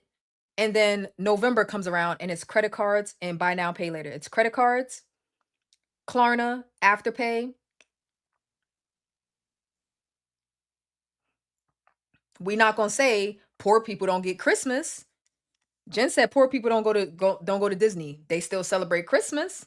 Poor people, middle class, wealthy, everybody celebrating Christmas. Jen is the only Grinch that don't want to buy people gifts. Jennifer is the only Grinch that don't want to buy people gifts, but all other hooligan Americans overspend every holiday season. All of the other hooligan American citizens overspend every holiday season. I just don't want to be stuck in that cycle no more. I just don't. So if I could save to get my dad a birthday gift, or yes, I'm lucky enough and privileged enough to have the trip paid for, but I still have to buy my own stuff when I'm there. I don't want to get there and just be like, okay, what does my last paycheck say? No, this is how I used to do it before credit cards. I would rather just have the money saved. I would rather just have the money saved. That's what I always say. Birthdays and Christmas come every year, save for it. I never do. Not no more. Not no more. I used to, but not no more. Because I got too comfortable with credit cards and then I wasn't paying them back. And it was just there was no reason for it. I could have just waited a little longer to have certain things and I would have been able to save for them. So I'd rather just do that now. So the rest of the money, my maintenance is gonna be about $400 a month. What do we think about that number? Is that high? Please don't tell me. I don't want to hear what rich people do, and I don't want to hear what people living in poverty do because I am a middle class person. So for the middle class people out there, for the class people out there, what does 400, if you don't even know what you spend, don't even answer the question. But what is $400 a month for nails, a massage, some eyebrows, a meal or two or three, some coffee, and some subscriptions? $400. I didn't see your income to know. This is a roughly $1,100. It's 1,085. It's 20% of my income. So 20% of my income is going toward whatever I want. Out of that, 400 is for the maintenance. And that don't even include a maid. I feel like I could get a manicure. Like, I really feel like I could add the manicure back in here, but I just don't want to. You know what it is with the manicure? I could pay for it. I could pay for it out of that six something, or out of that five, or even out of that 180 that's left. I don't want to give them the money. I don't want to give it to them. I don't. Maybe I'll dip into for a manicure like every 6 weeks. Ooh, is that bad? 6 weeks. What do your nails look like after 6 weeks? Jen says not answering. Jen, give me the answer. Delilah, what do you mean? Ouch. For everything, it's 1,000. I reduced it to 400. I was spending 12.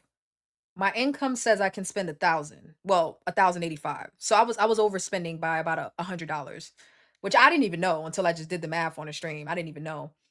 So I was fairly, but I wasn't paying cash. I was putting it on credit cards. So take that $1,200 and add interest to it. You see what I'm talking about? It makes no sense.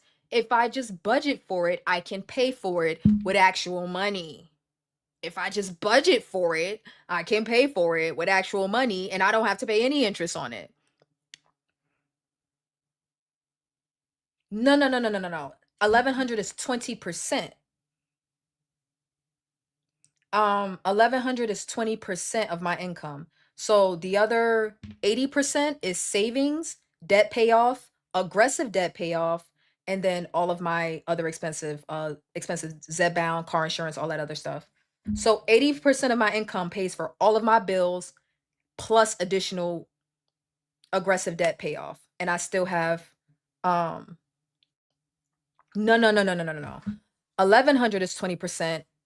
As of right now, I've only budgeted 400 out of that 11, and the rest I was just gonna save for travel and laser hair removal. I would get the mani pedi before the wax. Okay, so but guy, okay, see now I'm being problematic because, and this is something that Ramit, the guy that we were watching, he talks about when people start feeling, that's why it's called guilt-free spending. This portion, if it's not in your budget, you're supposed to clear up your budget so that you can have this portion. So it may not be 1,100, it may be 600 for some people. It may be 400. It may be, there was one couple, the lady was making so much money. I think her guilt free, but she was terrible with money. I think her guilt free was like $5,600 a month. Her guilt free was like 56, and they were like, "Oh, I don't even think I need to spend that much." So she reduced it down. She put some into investments and savings, and she reduced it down to like 3,600 or something like that. She put like 2,000 toward like investments and savings and other stuff, debt payoff and all of that. And she reduced it down to 36. It really does depend on your income. It really does. Really depends on your income. It really depends on how much debt you have to pay off. It really depends on again, a person with $56,000 that makes less than what I make, $350,000 net worth. $350,000 net worth because they're good with their money. I want to be like that person. I want to be like that. Okay, I'm putting the okay. See, every time I start to put the manicure back, I'm not supposed to feel bad about it. This is play money. I know it sounds like privilege, but that's my budget. This is play money. I should not feel guilty about putting the manicure back. Why do I feel guilty about it? Why do I feel bad about that? I'm not supposed to feel bad about it. It's called guilt-free spending. I'm not supposed to feel bad about the manicure. Why do I feel bad about that?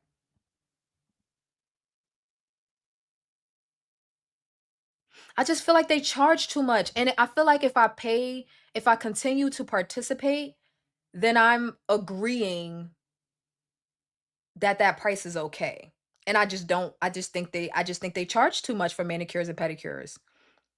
What if I get a manicure but don't get the gel polish?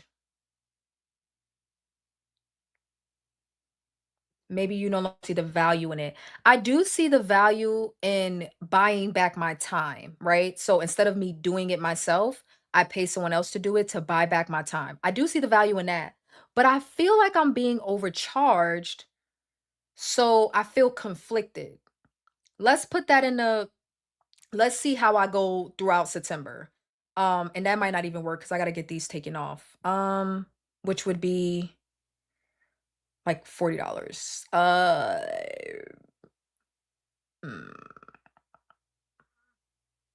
We'll come back to that. Let's come back to the manicure because I can put it in there for $45, $50. I could put it in there and it's not gonna break the bank. I just I feel like I'm also trying to do this thing where I don't support, like I don't buy things that I feel like I'm being overcharged for just to complain about it. And then it's like, but you're participating. You know what I mean? So like the Disney people will complain about the price of Disney and then go to Disney. If it costs you $1,000 a day, $1,300 a day for your family of 5 to go to Disney, and you feel like that's too high, why go for the experience, right? Well, then I'm not so sure you get to complain about the price. I'm not so sure you get to complain about the price. The other thing about guilt-free spending, that Ramit talks about is fit in the things that you care about and get rid of the rest. Okay. You don't see clothes on here nowhere. Why? Because I don't want to buy clothes. You don't see shoes on here nowhere. Why? Because I don't want to buy shoes. Some people, they may take away the massage and put shoes there for $100. Or they may take away the laser and put like a tattoo. I don't want clothes and shoes. I don't want that. I don't want it. So it's not in the budget. Like if I change my mind, I can add it in, but I don't want that. I don't want that.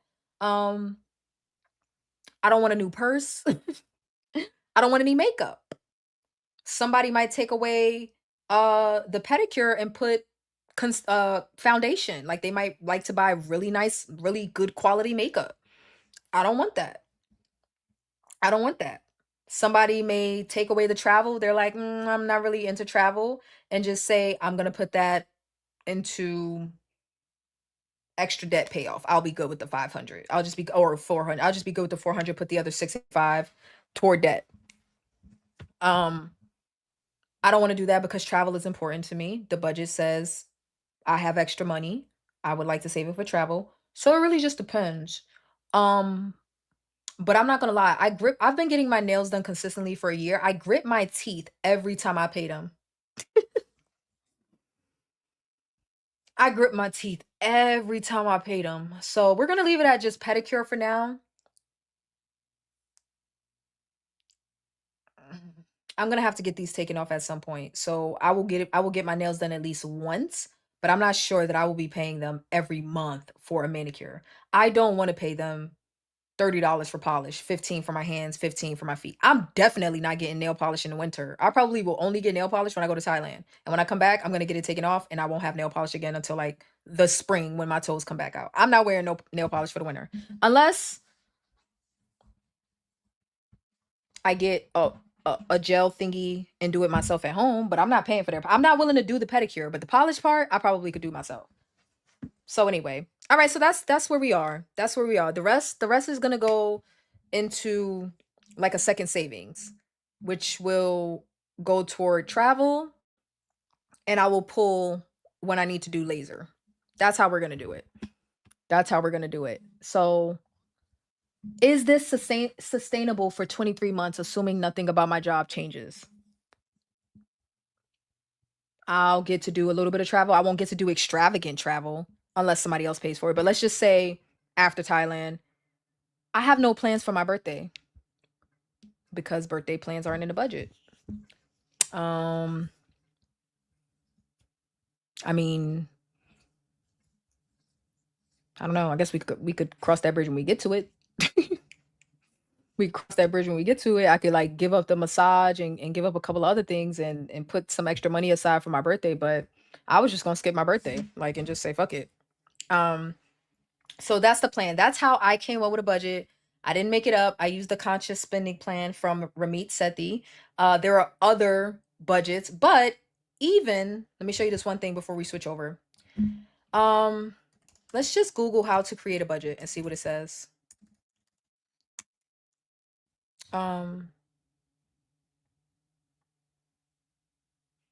Look, this is basically what I'm using. Oh shoot. You guys, I know you got notifications for the members only stream. We're still doing that. We're about to end this. But when you just look up how to create a budget, it says choose a budgeting system. And it says try the popular 50-30-20 rule. 50% of your income goes to needs, 30% to wants, and 20% to savings and debt. Right now, I'm at 56-24-20. So it's a little off. Instead of having 30% wants, I'm at 20%. Instead of being 20% savings and debt, I bumped it up to 24%. And instead of being at 50% needs, I'm a little higher because my debt payoff is so high. My debt minimums are so high. So I'm very close to being at this budgeting system. The numbers are just a little bit off. They're just a little bit off. So I'm really not doing horribly. I just have to make sure I'm actually paying attention to where things are going. And if I know where things are going in advance, or if I know where the money is going in advance and what it's supposed to go to, I could put all that shit on auto pay and never have to think about it again. To be honest with you. That's what we're going to talk about next week. Auto pay. All the debt is going on auto pay if the bank offers it. I've noticed that my credit unions don't offer that. But all the debt is going on auto pay. Except the additional amount that I have to pay. All of the memberships that I pointed out is going on auto pay. So the massage is already on auto pay. Panera's on auto pay. And my subscriptions are on auto pay. That's how we're going to do it. I don't want to look at it. I don't want to think about it. And then we will see where all of, like, how closely I'm sticking to the budget. Because one thing to create the budget, it's another thing to stick to it. The other thing that we're going to talk about is a no spend September. All of the things that we just went over does not apply until October, but I didn't want to wait to figure that out. I have some car maintenance to take care of in September that I don't want to put on a credit card, which means I have to pay cash. It's about $700, okay? I don't get guilt-free spending if I got to pay $700 for maintenance on my car. I have to also get my car registered in South Carolina, which is another $350. That's my $1,000 right there. I have to take care of all that stuff. That's going to be roughly $1,000. I don't get to do that and spend $1,000 on other shit, like, or spend $400. No. Okay. So it's a no spend September. No spend. I don't have any money to spend. I don't have any money to spend. The money that I would be spending has to go to my car. That is how a budget works. And it sucks. You might want to end it before the members get mad. You're an hour late. The members are still here watching. What are you talking about? They probably are mad because they want to hear me gossip about my love life. Okay, let me get out of here. All right. Thank y'all for rocking out with me. Thank you to Jennifer for working through the laser with me. The manicure is still out. The jury is out on the manicure, but we got everything else under control. I cut about $600 worth of stuff that I typically would do monthly, and we're just gonna put that to the side for some travel. As I plan some travel. All right.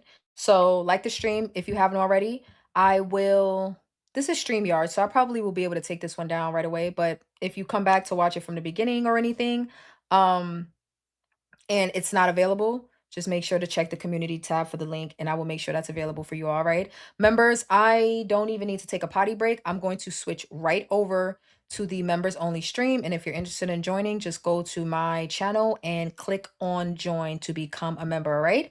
I will see you guys in like 30 seconds. All right. Bye.